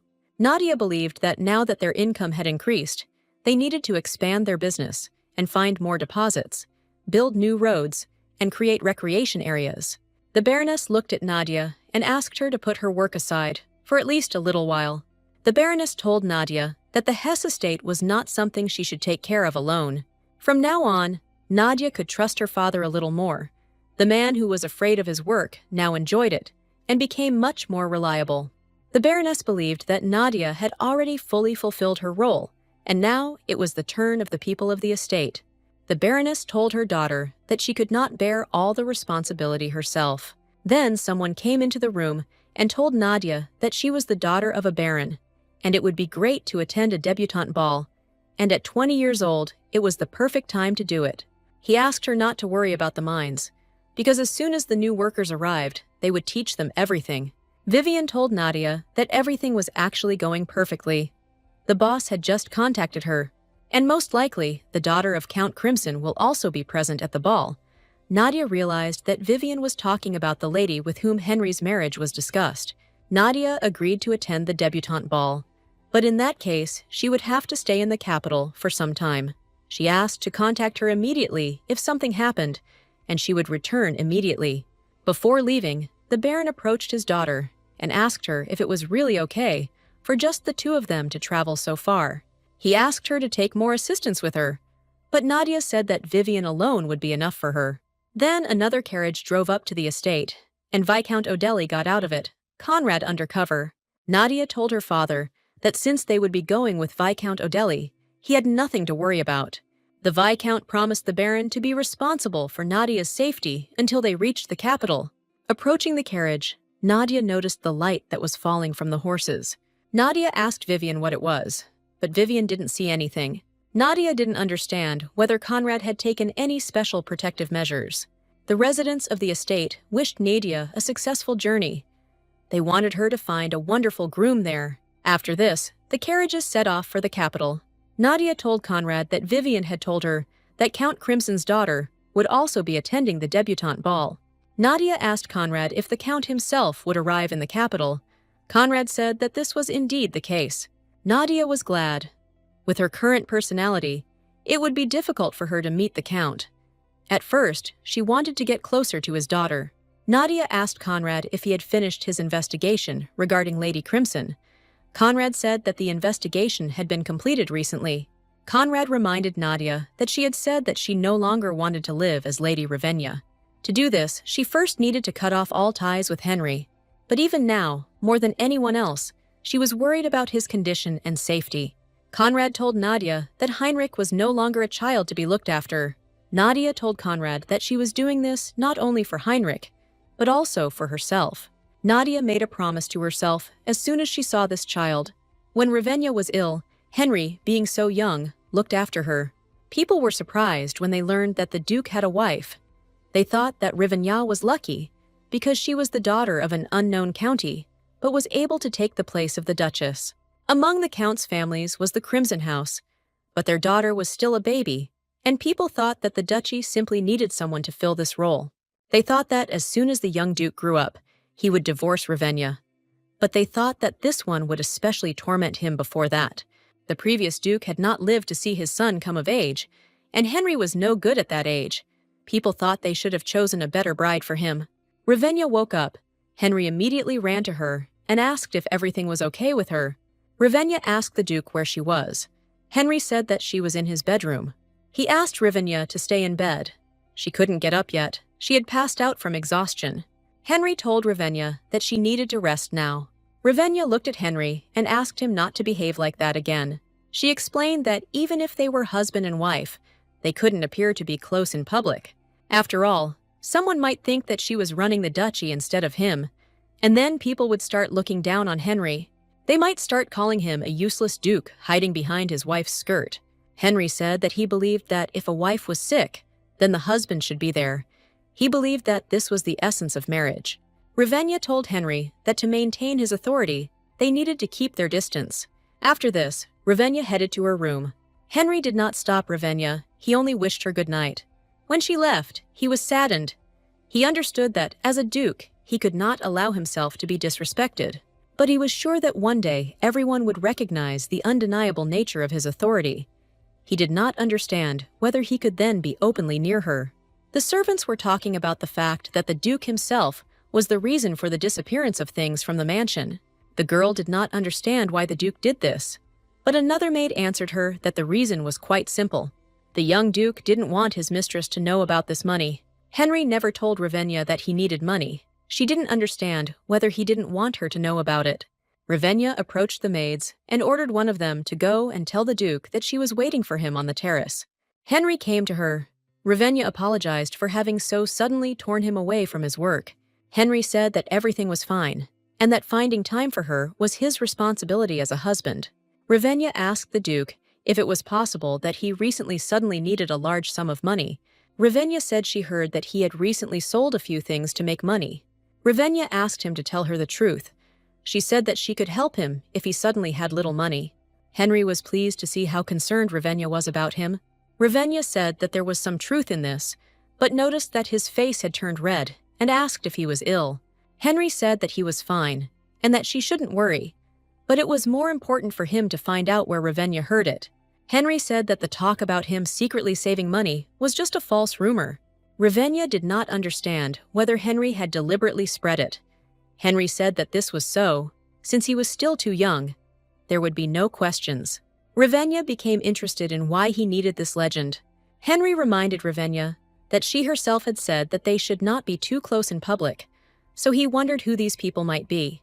Those who could judge his authority outside the estate were certainly receiving information from the inside. That's why Henry told a couple of stories to the most suspicious maids, so that if rumors spread, he could definitely identify their source. Ravenna realized that Henry had planned everything in advance so that they could separate the people they trusted from those they could not trust. Ravenna told the Duke that she saw that he was planning a purge, but Ravenna didn't understand why it was worth going so far. Henry told Ravenna that he was doing this only for her. He wanted to become a husband she could be proud of. He was ready to stop anyone who would belittle or offend Ravenna. Henry wanted to do everything in his power to ensure that Ravenna no longer had to endure their gazes. Ravenna thanked Henry. She said that she also thought that he had thought everything through very well. However, there were a couple of nuances. Not all the maids would fall for his bait so easily, so it would not be possible to clean out all the traitors. And once the truth is revealed, the rest will be cautious, making it even more difficult to catch them. Ravenna noticed that Henry's face changed. She did not understand whether his words had hurt her. Ravenna said that the traitors, of course, needed to be weeded out, because in the end, it would only improve the situation in the duchy. Ravenna told Henry that he had done well and deserved a reward. Ravenna asked him if there was anything he would like to receive from her. Henry said there was something. He would like Ravenna to teach him to dance. Ravenna was surprised and asked him if she could find out the reason. Henry said that he was still very young, so he would not be able to be with her at the upcoming debut. But he really wanted her to perform her first dance with him. Ravenna fulfilled Henry's wish. His hand was softer and smaller than hers, and he himself felt more like a younger brother than a husband. But still, he was the first one who extended his hand to her with such warmth. And then, for the first time, she decided to build a good relationship with someone. She believed that if they broke up, they could still remain friends. Nadia told Conrad that she couldn't just abandon this child. She promised herself that she would make Henry happy. She asked Conrad if he would help her, and he replied that of course he would. This was just the beginning. Nadia was sure that sooner or later, she would reveal the cause of her death. And then Henry will be able to free himself from the feeling of guilt that has tormented him for so long. The girl stood on the roof of the building and admired how huge and lively the capital was. The girl sat and watched the races. She was wondering which horse would win this time. She thought the Golden Rose would win this time. But her interlocutor, R, said he thought another horse would win this race. Then the girl suggested to the young man that they argue about which of them would be right. Vivian looked at Conrad and asked if this was Uria Crimson. He replied that yes, Uria looked the same as in the portrait they managed to obtain. In life, Uria looked like an energetic young lady. She lived in luxury and gambled, and recently there was a rumor about her affair with a young groom. Nadia didn't understand whether Crimson was really that kind of person, and Conrad said that it was unclear whether it was true or not, but she didn't have the best reputation. Nadia was sure that all these rumors would definitely surface during the negotiations about marriage with the Duke. She was interested in where Uria most often appeared. And is she really as problematic as they say? She wanted to meet her and see everything with her own eyes. Since Uria arrived in the capital, she has hardly left the hippodrome. However, Nadia could not understand who was constantly next to her. Nadia heard that Lady Crimson had many male friends, which meant that this guy could be her lover. Then a woman suddenly approached Nadia and asked her which horse she would bet on. Nadia said that she wasn't going to bet, but Conrad said that since they had already arrived, they could place a bet. She knew that if she could bet on the winner, it would be easier to get closer to Lady Crimson. Suddenly, Nadia saw that same strange glow again. Nadia pointed out the horse to the woman and said that she was betting on it. The woman said that the horse's name was Big Crow. The woman asked Nadia if she was sure, and if she wanted to change her choice before it was too late. White Crow had little experience in racing and was also small in build, so her chances of winning were extremely slim. Vivian also suggested that Nadia bet on another horse, for example a bright gray one, but Nadia decided to stop her choice on the Big Crow. She said that the Big Crow would be the winner today.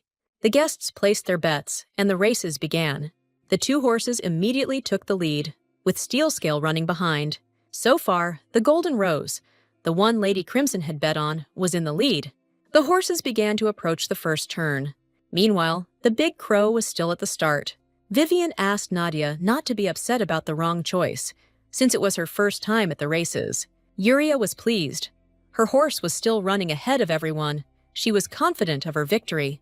Nadia didn't understand what was going on, because initially the glow looked different. But suddenly, the Big Crow glowed with that bright light again and began to rush forward. Lady Crimson was in shock. She was not prepared for this, because her horse was about to be overtaken. The Big Crow was confidently pulling ahead. It was already in fourth place and was approaching the finish line. Nadia realized that the glow hadn't been her imagination at all. Steel Scales was trying to maintain its position, but was gradually slowing down. In the end, Big Crow overtook Steel Scale, but Golden Rose still remained in the lead. They galloped with all their might. Golden Rose continued to hold her position, but Big Crow continued to push her out. The Big Crow began to pick up speed and began to run on par with the Golden Rose. Lady Crimson was still rooting for Golden Rose, asking her to win. Meanwhile, Golden Rose had picked up speed, and now she and Big Crow were riding closely together. The battle was fierce. Only 100 meters remained. And now, finally, they crossed the finish line. The horse that overtook all the contenders and won the long-awaited victory turned out to be Big Crow. Vivian was delighted because the horse Nadia had chosen actually won. Nadia realized that it was time for a response. Nadia started to catch up with Yuri. The girl asked her to stop. Yuria asked Nadia to spend a little time with her and talk to her. Nadia turned to Yuria and asked what was going on. Yuria asked Nadia how she knew that Big Crow would win. Yuria asked Nadia if she really was a magician. Nadia did not understand why she was suddenly asking her about such a thing. Yuria said that she asked Ara, and he said that Big Crow is a horse with mana. Here Ara caught up with Yuri. He reminded Yuri that she couldn't run away alone. He was scared, because he thought that he had lost her. Ara was saddened that Yuria constantly made him remind her about safety. Yuria said that she was going to return quickly, but Ara didn't believe her. He thought that if he hadn't found Yuria, she would have gotten lost again. Here Ara turned his attention to Nadia. He asked her not to pay attention to what Yuria told her and apologized for this performance. He introduced himself to Nadia. The young man's full name was Arcus Flan. He was from the Flan clan. Nadia realized that a man from the Flan clan was walking with Yuria. Ar told Yuria that it was time for them to go. Yuria didn't want to leave. She and Nadia still had something to discuss. Ar asked Yuria why she didn't invite Nadia to the Crimson Mansion then. Yuria realized that this was a great idea and invited Nadia to her place, where she could show her. Nadia smiled at Yuria and said that she would definitely come. Nadia didn't expect her plan to progress so quickly. Nadia told Vivian that since their business was finished, they could return home. Conrad walked away from the girls, when suddenly a man started catching up with him. He told Conrad that they had received a message from a squad that was looking for that gang of criminals. Conrad was extremely displeased, because Duke Boldvon was involved in this again. Henry sat in his office and studied the documents he had received. The butler entered his office and said that he had brought him a new cure for headaches. The doctors said it should work better than the last one. The butler also said that Count Sillen had arrived, and he asked Heinrich whether to send the Count back. But Henry said that the time had come and asked the butler to take the Count to his office. Count Sillen was sitting in the Duke's office. He told Heinrich that he hadn't seen him for a long time, so he decided to drop by. The Count said he was consumed with pain, and he had learned that a reception had recently been held in Boldvin Garden. He did not understand how Henry could forget about the Sillen family. Henry wanted to talk about this, but the Count interrupted him. The man said he understood. Rivigna was no longer with them, so the Duke must have felt uncomfortable crossing paths with someone from her family. The Count said he was genuinely interested in the news that Henry had restored the garden that Rivigna had cared for. The Count said that he and his wife had discussed everything carefully and made a decision. They decided to make a small garden on their estate. Henry did not understand why. The Count said that it was all because Rivigna really liked flowers. The Count said that he would like to plant the roses that Rivigna loved, but he understood that a garden could not have only flowers. They needed to plant at least a couple of trees and lay out paths to make it comfortable to walk. A fountain would also look great. And if you drink tea while remembering Ravenna, then you should set up tables. Seelen said that first of all, in order for the garden to be in order, it was necessary to find a gardener. The Count said that now, unfortunately, they did not have enough money to build a garden. The Duke was quite prepared for this, so he was not at all surprised. Henry understood that the Count needed money, but he found it funny that the Count had not allowed the garden to be built while Ravenna was still alive. Then he referred to the high cost, and now that he needed money, he began to mention Ravenna. The Count said that in those days there were circumstances that prevented him from taking proper care of his daughter. The Count began to play on her pity, reminding her that his child had married a young husband and devoted 8 whole years to him. The Count believed that even after Ravenna's death, Henry had no interest in her. Henry could not stand this and asked the butler to allocate funds for the construction of a garden in the county of Sillen. The Count immediately beamed with happiness and began to thank Heinrich. Silenus told Henry that his daughter, being in heaven, would be very grateful to him. At this point, the Count decided to leave, but Henry detained him. There was one thing he wanted to tell him. Henry told the Count that Ravenna loved not roses at all, but gypsophila. As the Count left the estate, the butler told Henry that as long as he turned a blind eye to such things, the Count's greed would only grow. The butler believed that in the future, the Count would continue to ask for money under various pretexts. Henry understood this, but he could do nothing about it. No matter what the Count was, he remained the father of his wife. After all, without him, Henry would never have met Ravenna. This is the only thing he could do for Ravenna now. Now, something else was more important to Henry. He was interested in what was going on with the issue he had ordered to be dealt with. The butler told Henry that he was right. Conrad had started to be active again. He even went so far as to use a fake identity, Viscount O'Delly. Henry looked at the documents and asked the butler if there was anything else strange. The butler said that Conrad had recently arrived in the capital and had since often been seen with Lady Hesse. The butler said that Conrad had probably already received information about this, so they should expect a response. Henry sent his butler to rest and sat down at the table to think about the situation. Conrad was the only and most faithful assistant of his wife, Ravenna. Because Conrad followed only Ravenna, Henry didn't even really see his face. After Ravenna's death, Conrad disappeared without a trace, and Henry did not understand why he suddenly returned. Heinrich was even more curious about why Conrad was now next to Nadia Hesse. Suddenly, the window in the office opened, and a man entered. Henry looked at the man and asked him who he was and how he got there. The man took off his cloak. It was Conrad. He asked Henry if he was the one who was so desperately trying to find him. Henry immediately realized that it was that same Conrad standing before him. Conrad asked Henry what was on his mind and why he began to interfere in his affairs and force him to appear to him personally. Henry told Conrad that when he disappeared after his wife's death, he didn't really care. He believed that a lost animal had only 2 paths, eternal wandering or following its master. But then Conrad appeared again, and this alarmed Henry. He knew that Conrad was increasing his capital, but Henry did not understand whether he suddenly needed a large sum of money, or maybe it had something to do with Ravenna's death. Conrad pushed Henry's hand away and said that he was not obliged to answer his questions, since his mistress was Lady Ravenna. Henry was angry with Conrad because he was clearly not telling him something. After the accident, Henry continued to search for any clue related to Ravenna's death, but he never found the culprit. There was no ray of hope when countless investigations left Henry with nothing but pain and torment. Then he began to think that it really was an accident, but recently, strange things started happening. Someone appeared who knew a 100-year-old story that everyone had forgotten, and information kept only in the Boldvon family. And now Conrad, who lived like a dead man, showed his face, and at the center of it all was Nadia Hesse. Heinrich wanted to know what Conrad and Nadia were up to and what they knew. Conrad told Henry that his answer remained the same. He had nothing to say.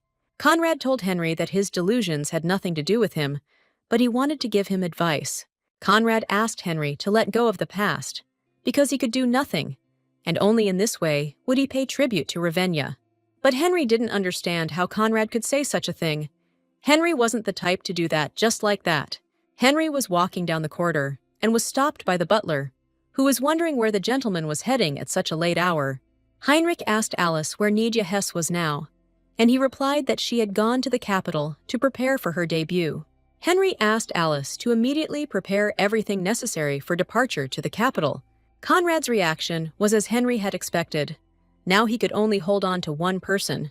For Nadia Hess, he needed to meet her as soon as possible. Vivian was delighted. The tour of the capital was fun, and she was also able to see many beautiful dresses. Vivian and Nadia wanted to enjoy everything to the fullest while they were in the capital.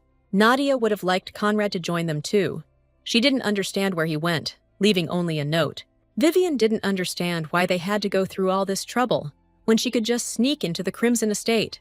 Nadia said that although Count Crimson was the prime suspect, they couldn't say for sure yet. Nadia believed that they needed solid evidence, so they should first examine everything carefully. And if they're lucky, they might even learn some unexpected details. At the races, Lady Crimson made a good first impression on Nadia and Vivian. Nadia believed that if Count Crimson turned out to be innocent, then the marriage of Uriah and Heinrich was practically a foregone conclusion. Then another girl will stand next to Henry. Then someone called Nadia. She became wary. The voice seemed familiar to her. Nadia turned towards the man and saw that there was no one there. Nadia was scared, but suddenly this voice told her that he was a little lower. Nadia looked at the ground and noticed that there was a young guy lying there. It was R. Nadia looked at Ara and asked if he was okay. She gave him her hand to help him up. R smiled and said that he was fine and that he was already used to falling. Arcus Flan, junior lord of the Duchy of Flan and cousin of Uriah Crimson. Until Nadia found out about the relationship between Yuri and Arcus, she thought that they were dating. R said that he came to meet her, since Uriah was not ready yet. He thanked Nadia for coming. Nadia also thanked them for the invitation.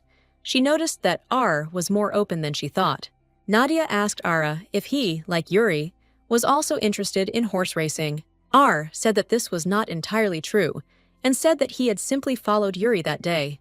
Nadia asked him how he managed to immediately choose the horse that would win. R said that it was all because he saw mana shining inside the big crow. R explained that this was the source of power. If mana was awakened, the likelihood of manifesting power beyond its own limits would increase. That's why R chose it, mana. It is a natural force that all living things have. Mana was always present, moving with their life force. However, only a small number of talented people could sense or awaken mana. R would be glad if Nadia could see mana. Then they would discuss much more. Nadia said that she saw something similar. Nadia said she saw Big Crow's heart sparkle like a jewel. Nadia wasn't sure it was mana, and she had no way to prove it. R suddenly jumped up to Nadia and told her that she had seen everything correctly. R asked Nadia if she had ever thought about starting to study magic. Nadia was confused. She wasn't sure she would have a place to study magic. R told Nadia that she didn't have to worry about that because he could teach her. R said that when it came to magic, he was 100% confident in himself. There was not a single person in the empire who knew more about it than him. Nadia became interested, and even thought that after this, her life would become even easier. Nadia thanked Ara, but declined the offer, as it would be difficult for her to study now. Now Nadia had to prepare for her upcoming debut, and besides that, she still had a lot to do. Ara asked Nadia to be sure to contact him if she found free time. Then Uriah ran up to them. She greeted Nadia and asked how long they had been waiting for her. Uriah started to choke. Nadia got scared. She apologized to Nadia and said that it took longer to get ready than expected. R screamed. He reminded Uriah that he asked her to be careful because she could get hurt. Uriah didn't understand why R was making such a noise. After all, she had only just gone for a short run.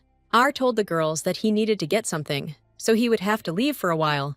Nadia had a familiar feeling. Uriah called Nadia to show her the house. Uriah didn't know where to start, so she suggested they start by inspecting the stables. Uriah said that she recently moved Big Raven into the property. Soon Nadia and Uriah were watching the horses. Nadia, judging by the way the Big Raven was frolicking, thought that he was happy to live here. Uriah smiled and said that she really hoped so. Nadia asked Uriah if she really liked horse racing, and Uriah said that she really did. Uriah said it was exciting to watch the intense racing, but Yuri also liked to simply observe the lives of horses. Watching them frolic, it seemed to her that she, too, was gaining freedom.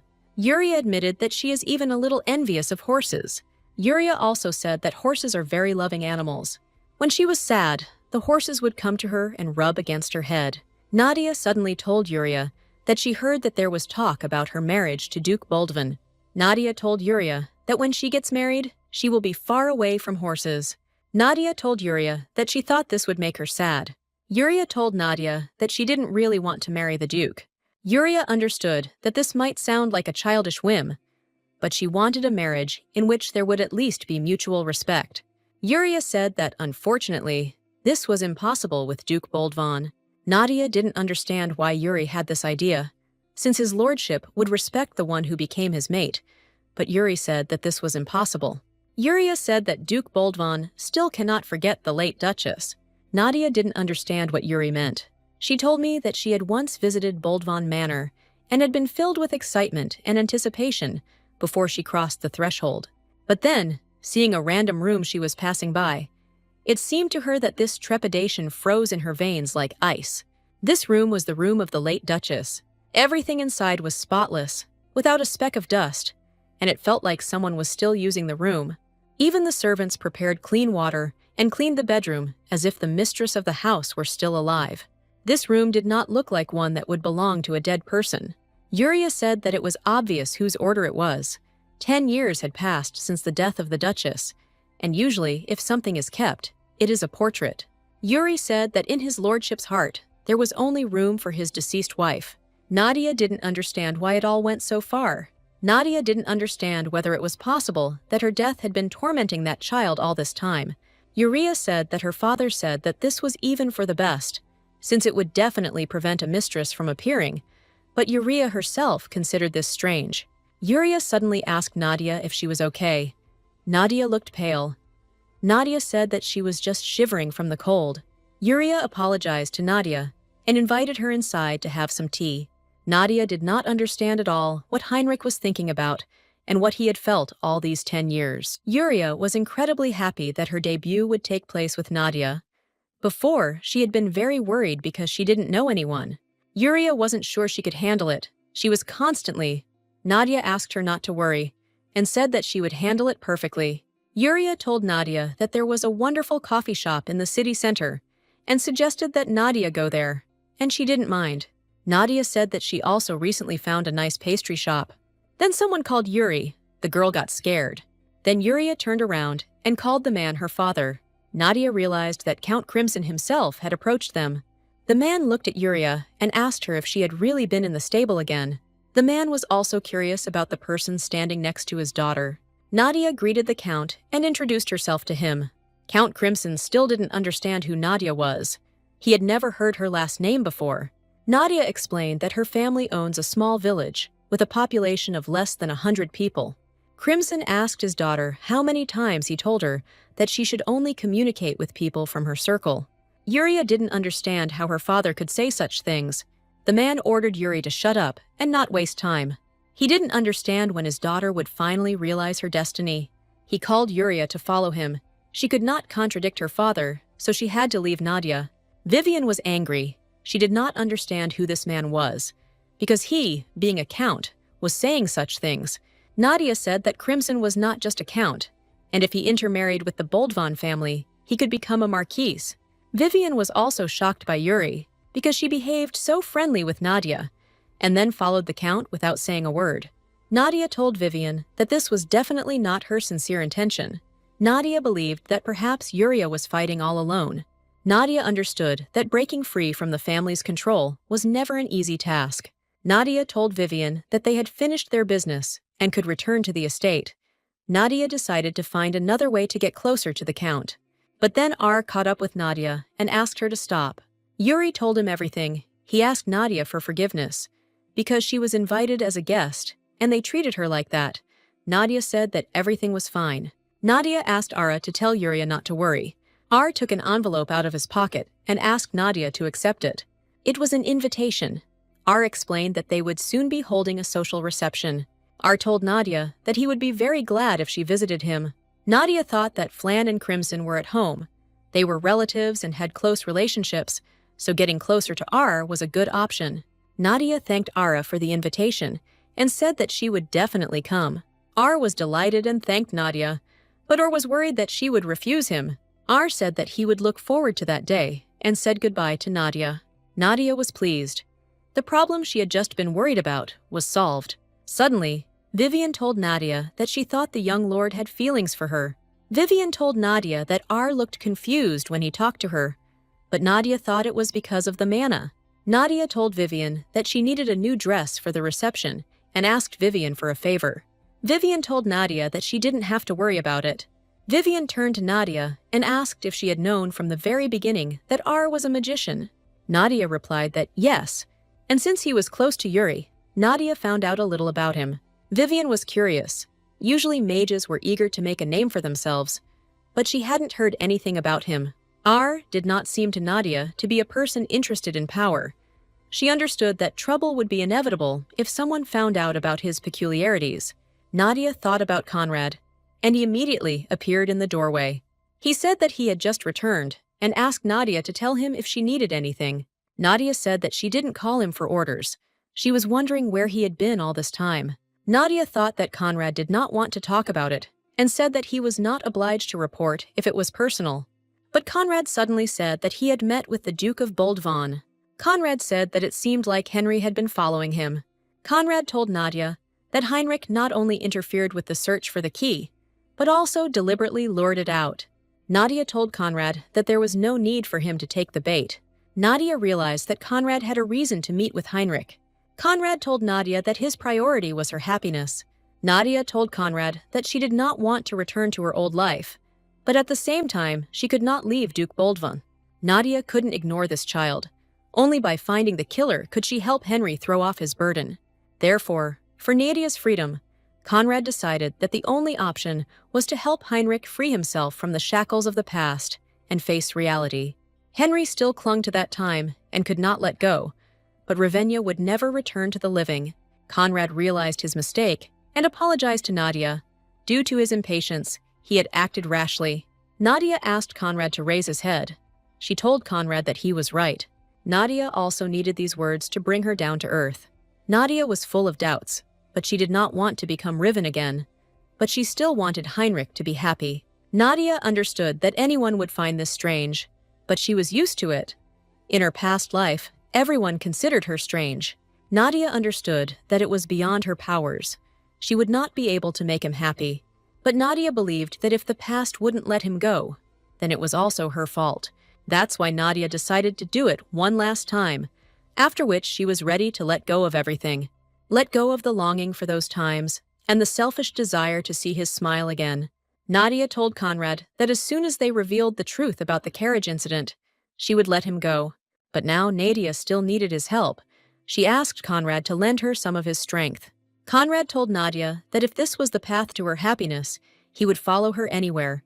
Vivian approached Nadia and asked her if she was sure she would be okay. Nadia said that everything would be fine, because she had finally stepped on the right path. Yuria sat in the room and thought about what had happened. She thought Lady Hess was disappointed in her. After all, Nadia bought wonderful desserts, but in return received only a disgusting attitude. Here, Yuria remembered that R said that he invited Nadia to the reception. Yuria wanted to apologize to Nadia there. Yuria couldn't stop thinking about it. She was afraid that Nadia wouldn't forgive her. Then a servant came to her and said that Duke Boldvan had arrived at the estate. Henry and Yuria were sitting at the table. Henry apologized to her for such an unexpected visit. Yuria told Genrich that everything was fine and asked him what brought him to her. Henry asked Yuria if Lady Hess was with her. Yuria said that she had just recently left the estate. Henry was upset because he arrived as soon as he heard that Nadia was at the Crimson Estate, but in the end, he let her slip right from under his nose. Yuria became curious why Henry was looking for Lady Hess.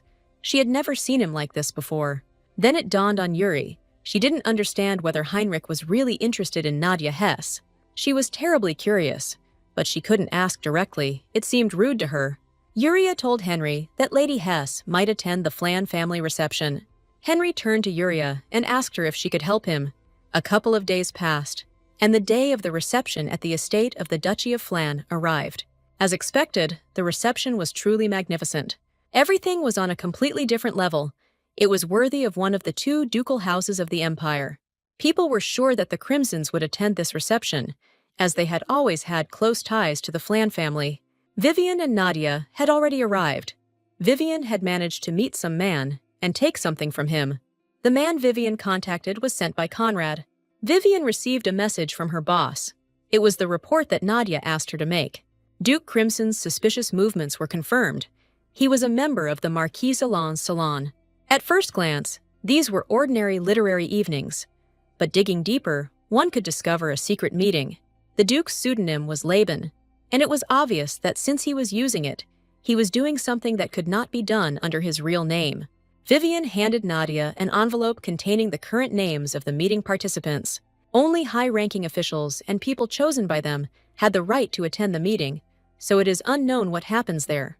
Nadia didn't know whether she should try to get an invitation directly or take advantage of the weakness of someone on the list. Nadia ordered Vivian to find out more information about the participants, to find what connects them, and then they will be able to guess the nature of the meetings. Now Vivian needed to continue monitoring Crimson, and Nadia was going to establish contact with someone from the list. Nadia stood up and was about to return to the reception. However, Vivian stopped her. She told Nadia that she needed to rest sometimes. Vivian told Nadia that she would take care of the Count, so she had nothing to worry about. Vivian asked Nadia to show everyone, once and for all, that she is the most beautiful in this world. Nadia was announced at the reception. People heard her name for the first time. They were interested. They heard about the barony, but did not know that the Baron had a daughter. Nadia went out into the hall. First she decided to greet Mr. Flan. Nadia wandered around the hall, but could not find Flan. Then she heard people whispering. Some of them understood why this name seemed so familiar to them. They realized that the Hess were the family that had recently become rich from magic stones. However, they believed that even if the Hess had tasted money, they had no place in such a society. People didn't understand who Hess knew once they got to the reception. They were sure that Hess had bribed people to get to this reception. People couldn't understand whether Hess had decided that if they dressed up, they could get away with it. Here, R approached Nadia from behind. Nadia was a little scared, since she did not hear his steps. R, in front of everyone, thanked Nadia for coming. He asked if he had missed the chance to become her partner. R said that he would very much like to be one, because she was his guest. Nadia said that he was just in time, because she had just arrived. R told Nadia that there were several people he would like to introduce her to and asked him to go with him. Nadia agreed, and a few seconds later, they went out onto the balcony. Nadia was confused. Because there was no one on the balcony, she asked Ara where the people to whom he wanted to introduce her were. R told Nadia that he had actually lied to her. R said that he felt uncomfortable being in a place where there were a lot of people because he had to keep an eye on everything around him. He told Nadia that this place was much better suited for spending time with her. Nadia stood silently in place, not understanding anything. Then she smiled and told Aru that he was right. Nadia and R stood and admired the view from the balcony. R suddenly asked Nadia for forgiveness. He felt guilty, because if he had come earlier, Nadia would not have had to endure such treatment. Aru wanted to leave Nadia with only pleasant memories, since he personally invited her to the reception. Nadia told Aru that everything was fine and she was already used to it. Aru was surprised. Nadia knew it sounded strange. She told Aru that she really was okay. Nadia had been allowed more than she deserved, so she was prepared for such comments. She had always heard such things as a Ravenian. At times she felt offended. Sometimes what was said hurt her, but the angrier she got, the more pitiful she looked. So Nadia decided it was better to put her emotions aside and ignore everyone than to give them something that could be used against her. R was impressed. Nadia was so young, but seemed much more mature than her peers. Nadia told Aru that she hears such words very often. But still, Anu didn't like hearing from Nadia that everything was fine with her. Even after visiting the Crimson Estate, Nadia told Aru that she was fine. Aru knew little about Nadia, but her words seemed false to him. R asked Nadia to come closer to him. He wanted to show her something. R showed Nadia one of his magical abilities. He told her that if she trained, she could do the same. The first requirement for becoming a mage is the ability to control mana, which is why magic is only available to a select few. But with curses, everything is different, as opposed to magic, which can only be used by those who are prepared. Curses only required that they be pronounced with deep hatred, and that was their danger. They didn't require any special skills, so anyone could use them. Sometimes there are completely bad reasons, and sometimes they accidentally gnaw into someone's soul. It all ends with the curses returning to their owner. R said that someone who is accustomed to harmful words begins to mistakenly accept them as truth to some extent. R asked Nadia why she didn't believe in herself a little more. R told Nadia that the lady he knew was truly beautiful.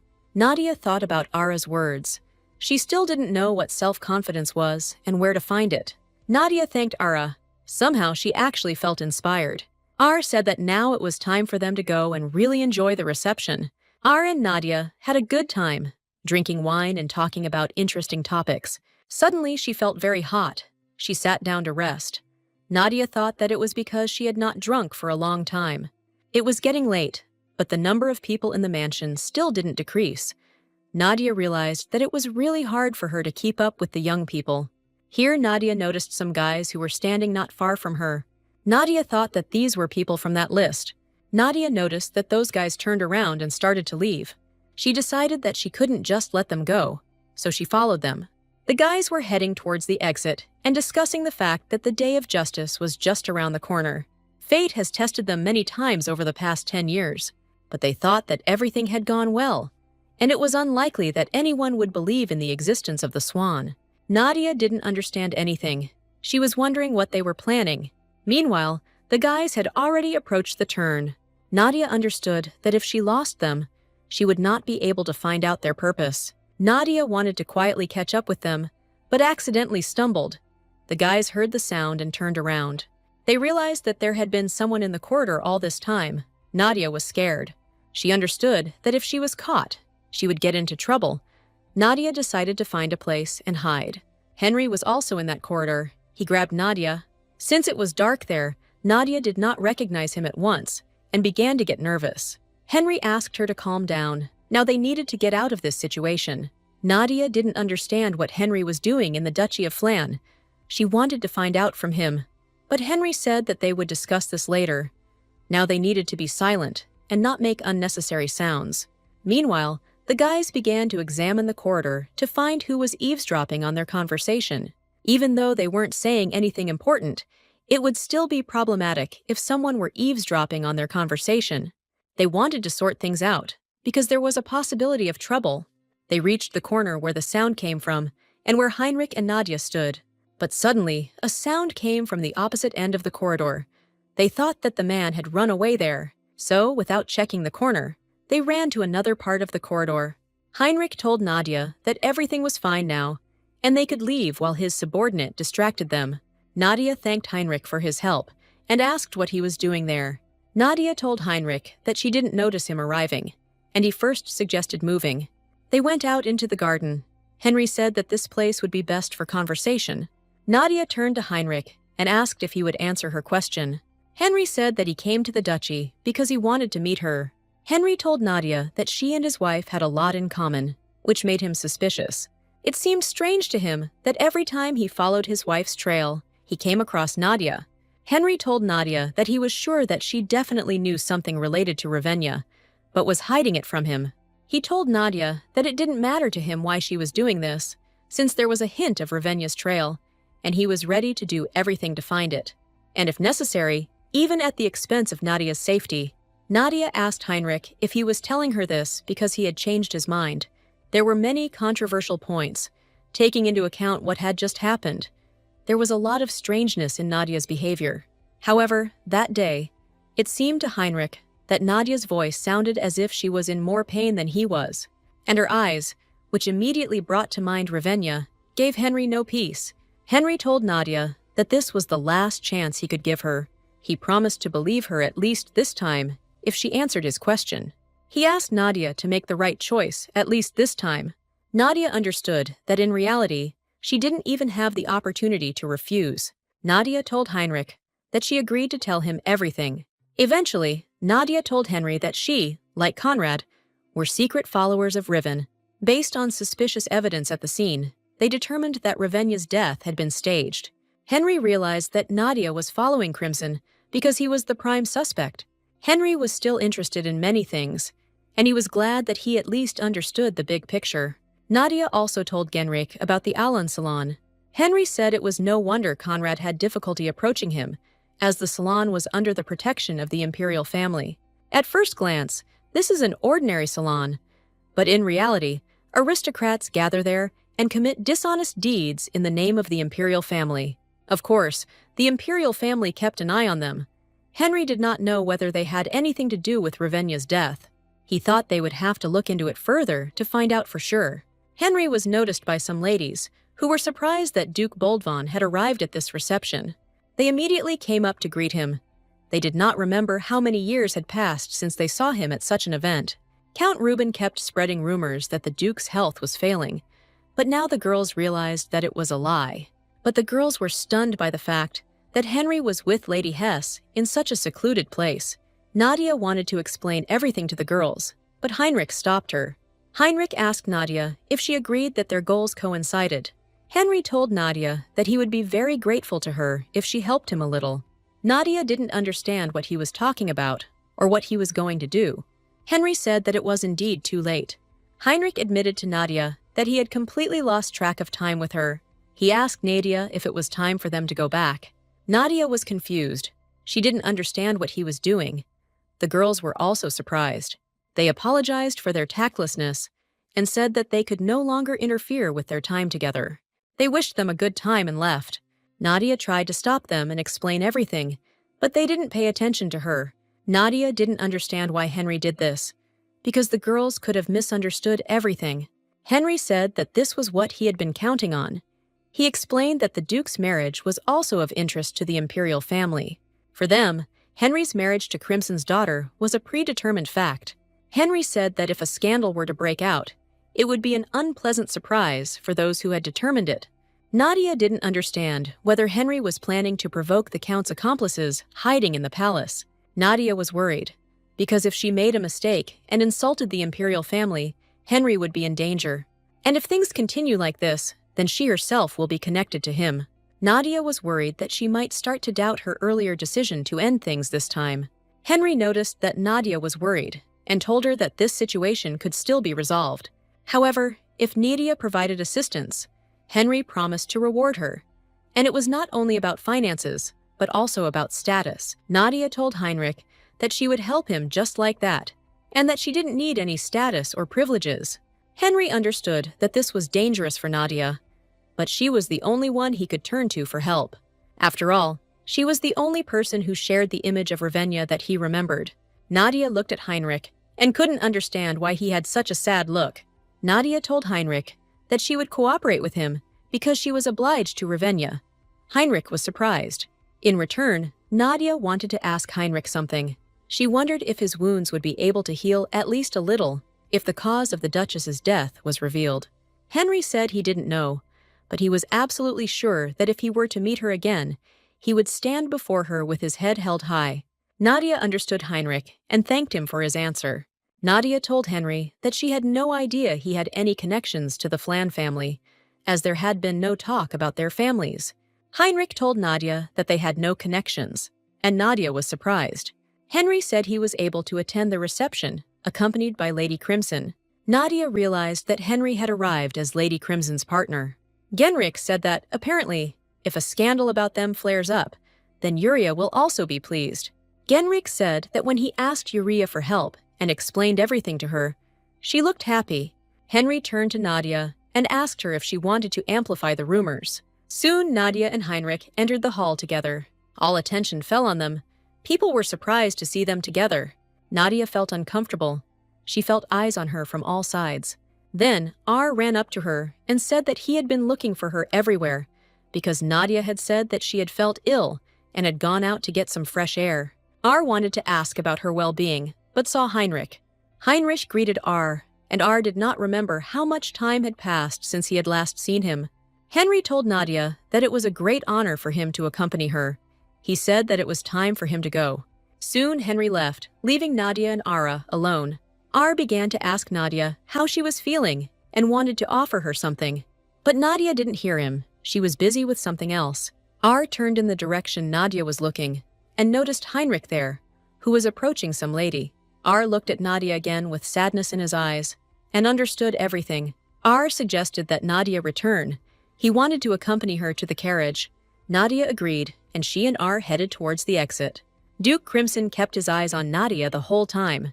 After all, it is she who is the swan heart that is destined for them.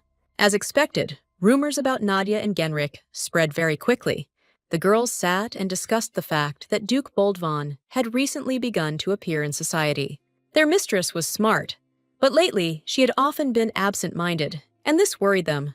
The girls discussed how Heinrich had come to see his beloved, and there were rumors that he was on good terms with Baron Hesse's daughter. Nadia was engaged in the extraction of magical stones, and the Duke was fascinated by her. Some even heard that an engagement had taken place. As soon as Nadia entered, two girls attacked her. They were curious whether the rumors were true. Nadia stood there and didn't know what to do or what to say. Soon Nadia met with Genrick. She understood that all this was to deceive others. However, if they want the scandal to reach the imperial family, then they need to lie around together as often as possible. But Nadia asked him not to go that far. All this time, Henry sent Nadia luxurious gifts, showed attention to her in front of other people, and did much more. Nadia believed that if things continued like this, Henry would never marry. Henry said it was only a small thing, so as not to tarnish the name of the duchy, and also thanks to this, a small effect appeared. Heinrich reminded Nadia that he had told her earlier that his marriage to Yuri was predetermined. But after the Flan family's reception, rumors quickly spread, and the trust of Count Crimson's supporters was undermined. The nobles who were watching what was happening began to draw a line at him one after another. Henry believed that if they continued to maintain the current atmosphere, they would be able to discover new clues. Among other things, they could learn about the Swan and the Day of Justice. Henry asked Nadia to devote a little more time to the upcoming debut. There was a high probability that the imperial palace would show interest in her, so she needed to prepare well. Nadia was depressed by the mere thought of this. Henry understood that perhaps the very man would appear at the debutante ball. Nadia needed to prepare well. He decided to start with the dress. Since Nadia had red hair, a neutral color would suit her best, and there was no need for a lot of accessories. He believed that the emphasis should be placed only on the eyes. Nadia didn't understand why Heinrich was looking at her like that.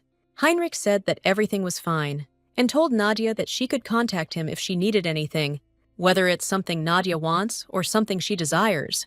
Nadia remembered a moment from her past life, when, as Ravenna, she asked Heinrich what reward he wanted to receive.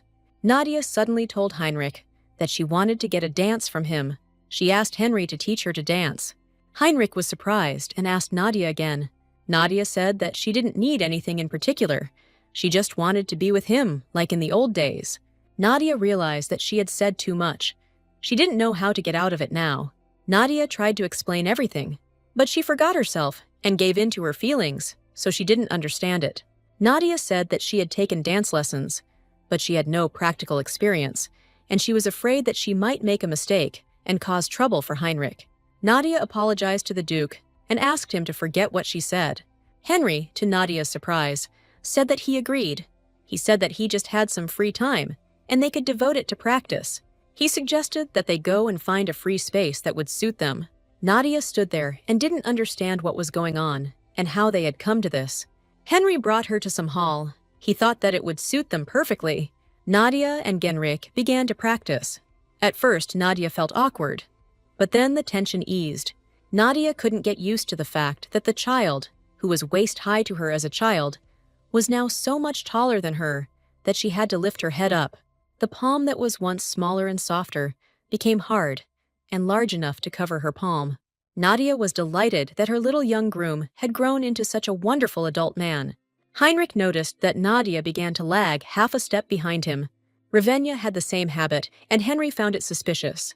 Nadia told him that she had learned a lot from his wife, but Henry did not understand whether she had also adopted this habit from Ravenna. Henry realized that he had to stop thinking about it. He couldn't give in to useless thoughts. At their last dance, Henry was a little boy trying to hide his embarrassment.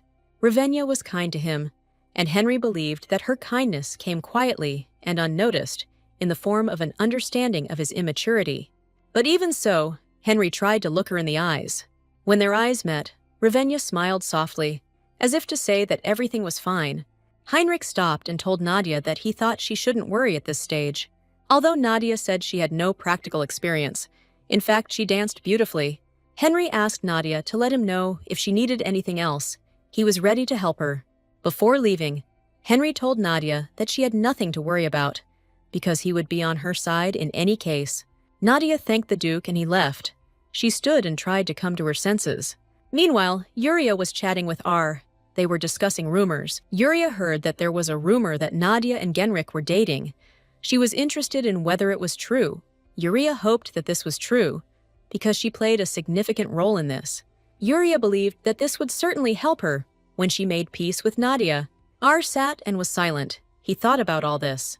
Nadia and Vivian came to a jewelry store. Nadia stood and chose something.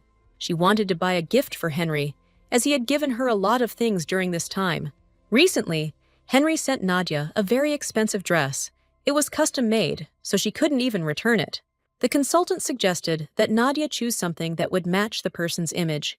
The consultant asked Nadia what color she imagined when she thought about that person. Nadia thought and tried to remember her feelings when she saw Henry. A couple of minutes later, Nadia pointed out the brooch to the consultant and said that she was buying it. She told Nadia that it was a wonderful choice. The stone symbolized an unchanging heart, so it would be a special gift. Nadia was glad that she found a suitable gift, but she spent a large sum of money on it. This brooch was incredibly expensive. Nadia was lucky that she had enough money, but after the purchase, she had nothing left. Suddenly, Nadia heard someone shouting not far from her. It was Yuria. She was screaming and asking them to leave her alone. Yuria argued with R. She told him that she would go alone today and asked him not to follow her. R tried to stop Yuria, but he couldn't, and in the end, she left him. Here R turned towards Nadia and noticed her.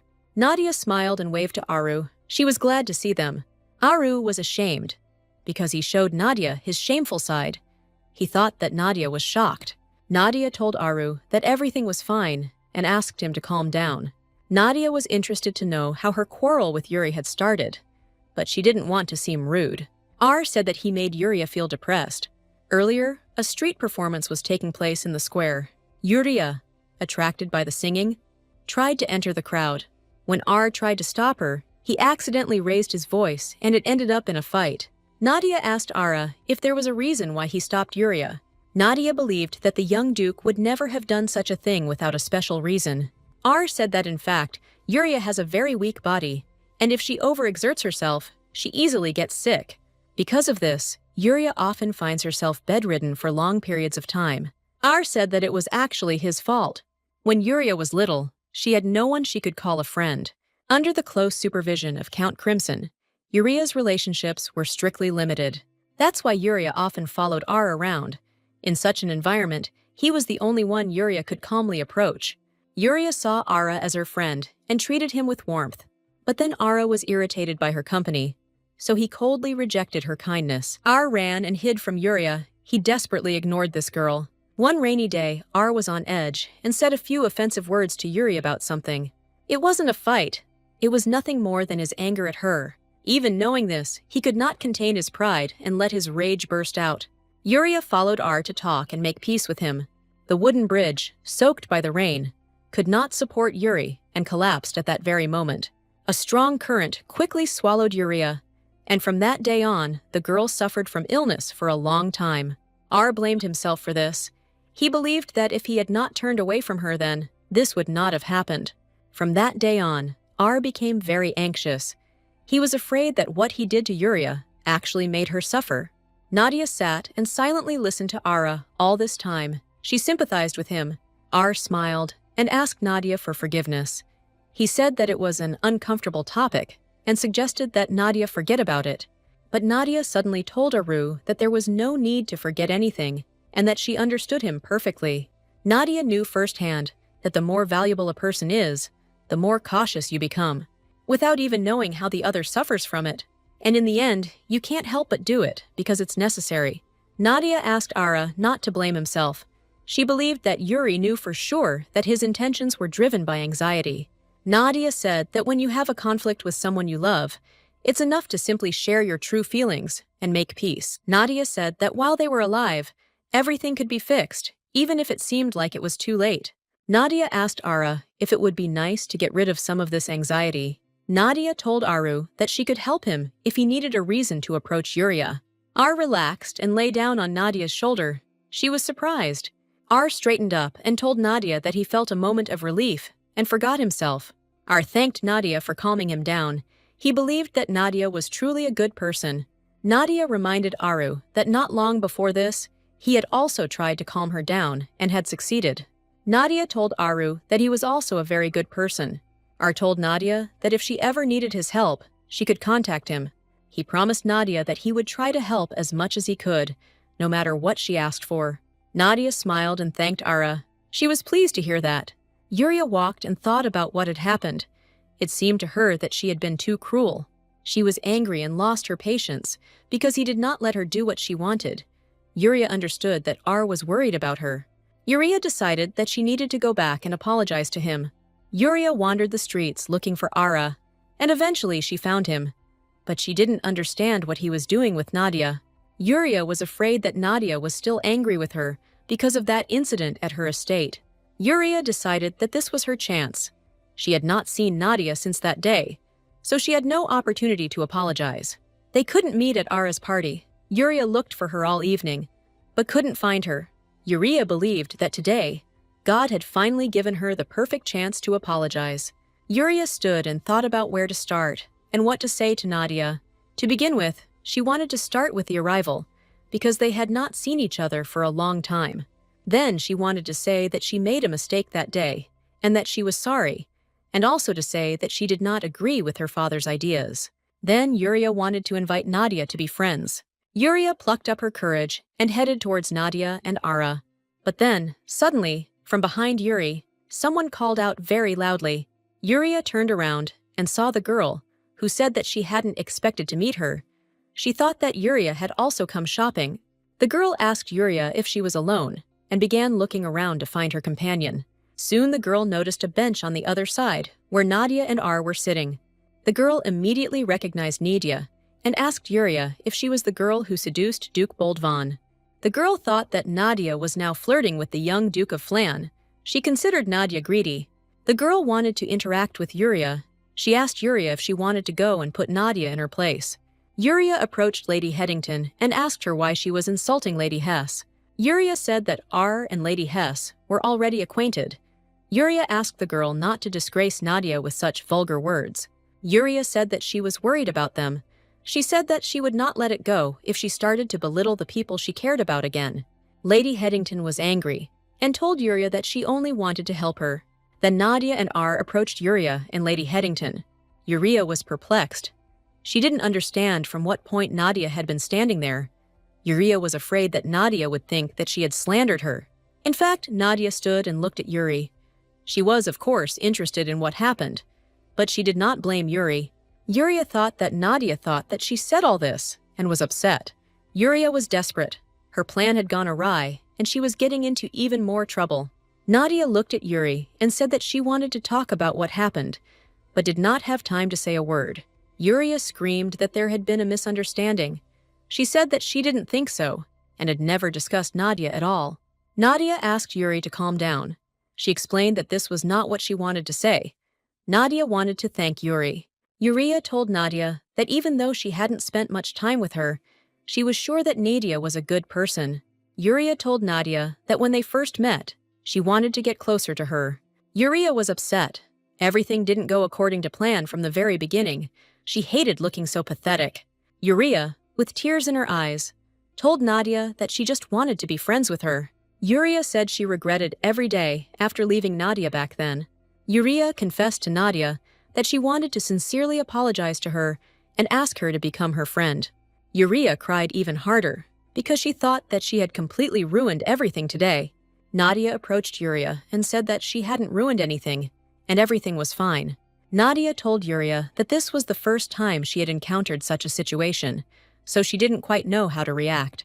Nadia didn't know what to answer, but she was sure of one thing. Nadia told Yuria that she was grateful to her. She was glad that Yuria was angry with that girl because of her and because she wanted to be friends with her. Nadia told Yuria that she felt the same way and wanted to be friends with her too. Yuria thanked Nadia and promised her that she would be a good friend. R joined their conversation and said that on such a wonderful day, they needed to create even more pleasant memories. R suggested going for a walk in honor of their friendship. Yuria didn't understand when R managed to become friends with Nadia. R told Yuria that her friend was his friend too. Nadia, R, and Yuria were walking around the capital and looking for a place to sit. Soon R, Yuria, and Nadia were sitting in the central coffee shop that R had noticed. In the evening, Yuria, tired from the whole day, returned home and fell onto the bed. She was happy that she had made peace with Nadia and even went shopping with her, like a real friend. Even though everything didn't go according to plan, Yuria was glad that everything worked out for her. Then a servant came to Yuria and informed her that her father was waiting for her. Yuria walked down the corridor, thinking that her father had called her because he had heard rumors about Nadia and Genrik. Yuria understood that her father would be furious because he tried in every way to marry her to Heinrich. The girl was scared and didn't really want to go to her father. Yuria stood outside her father's office and thought about what she should tell him. Yuria remembered that she had promised Nadia that no matter what happened, if she was insulted, she would not remain silent. After all, she finally started communicating with someone other than Ara. Yuria collected her thoughts, plucked up her courage, and entered her father's office. Father asked Yuria if she knew that a very interesting rumor had recently started circulating about Duke Boldvan. Yuria realized that she was right when she thought that her father called her because of this. Count Crimson walked up to his daughter and raised his hand.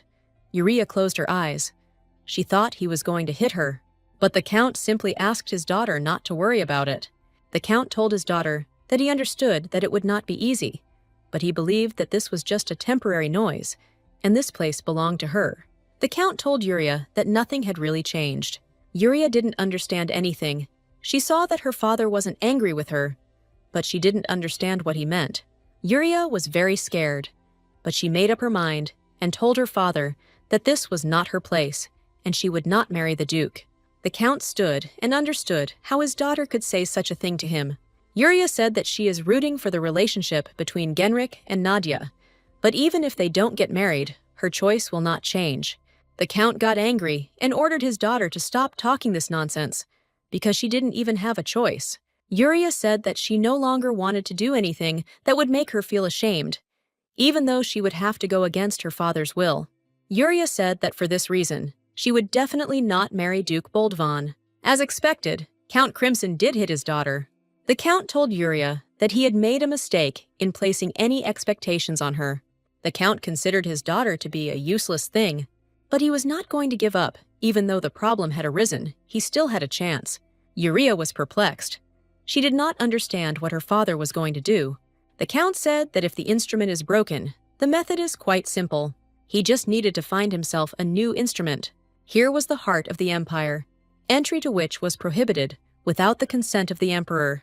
When spring was in full bloom, the debutante ball began, an event attended by young girls who had come of age.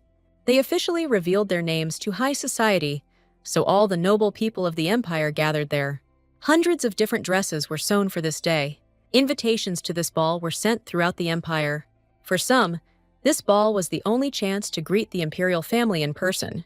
In a place where only perfection is allowed, years of effort have finally borne fruit.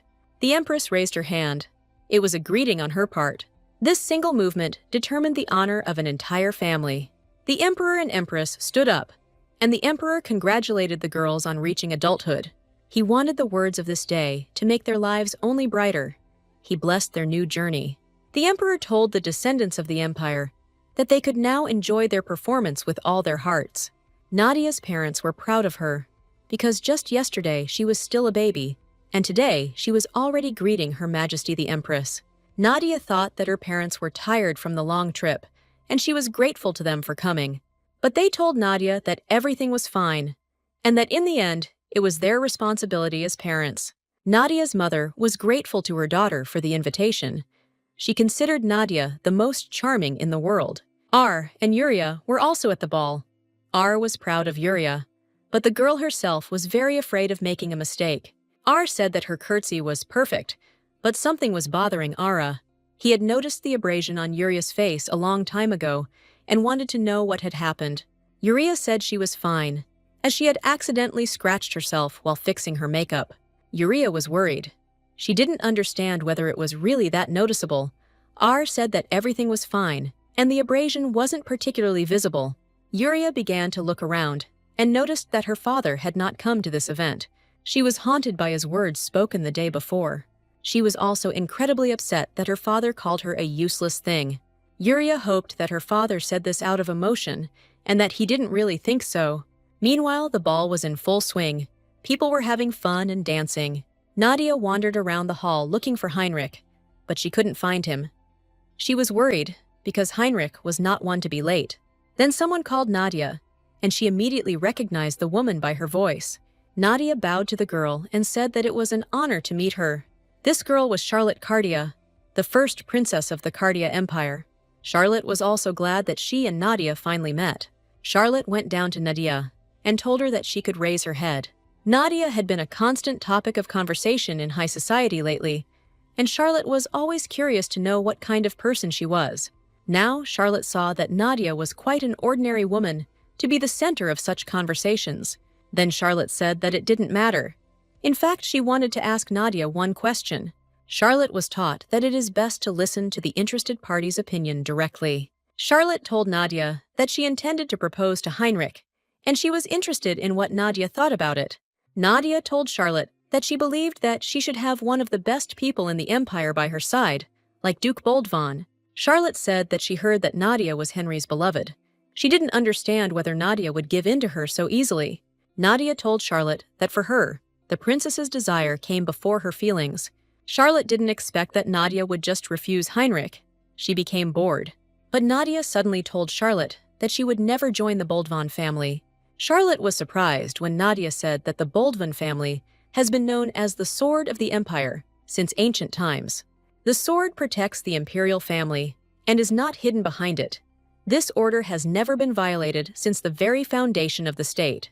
From the fact that Charlotte was doing things that were disruptive to the order, Nadia realized that Charlotte cared about the empire more than anyone else. Charlotte laughed and told Nadia that despite being a lowly daughter of a baronial family, she was quite brave. Charlotte smiled and told Nadia that she liked her very much. Charlotte asked Nadia how she knew she was testing her. Nadia told the princess that she was not in a position to judge her intentions, and she simply trusted her as the future monarch. Charlotte noticed that Nadia was quite cheeky for a girl who had just made her debut. Charlotte found it strange that such a man could come from the fading Hesse family. Charlotte decided that Baron Hesse was in luck, and she found all this very interesting. The emperor sat on the balcony and was bored, watching the ball. Then the oar turned around and saw someone. He was very happy about this person. It was a young girl named Tasha. The emperor asked her where she had been all this time. Tasha replied that she had been watching him from the side. Tasha told the emperor that even if he never sees her, she is always watching him. Nadia noticed all this. Charlotte too. She was glad that the girl finally appeared. Nadia asked Charlotte who the girl was, and she replied that it was Tasha, the emperor's mistress. Nadia understood who Vivian was talking about. She was saying that the emperor was madly in love with his favorite, which created problems. He was busy with this girl and had no time for politics, which is why he had been in a cold war with the empire for a long time. Nadia didn't understand what had happened. The relationship between the emperor and empress, whom she had known before, was at least built on respect. Charlotte noticed someone and told Nadia that it was time for her to go. It was Henry. He told Charlotte that he expected her to be here. Charlotte asked Henry why he was late, because he should be next to his beloved at her special moment. Henry told Charlotte that he would handle his own affairs, but he was curious about what they had discussed. Charlotte smiled at Henry and said that they were discussing women's secrets. After this, Charlotte left, wishing Henry and Nadia a pleasant time. Heinrich asked Nadia what they were talking about and whether something had happened. Nadia said that everything was fine. Henry realized that Charlotte was once again doing as she pleased. Nadia didn't understand whether Henry was close to the princess. She thought they were friends. Nadia suddenly felt unwell. She had the feeling that she was suffocating. Heinrich noticed this and asked Nadia what was wrong with her. But Nadia said that everything was fine. Nadia said that she was just very nervous.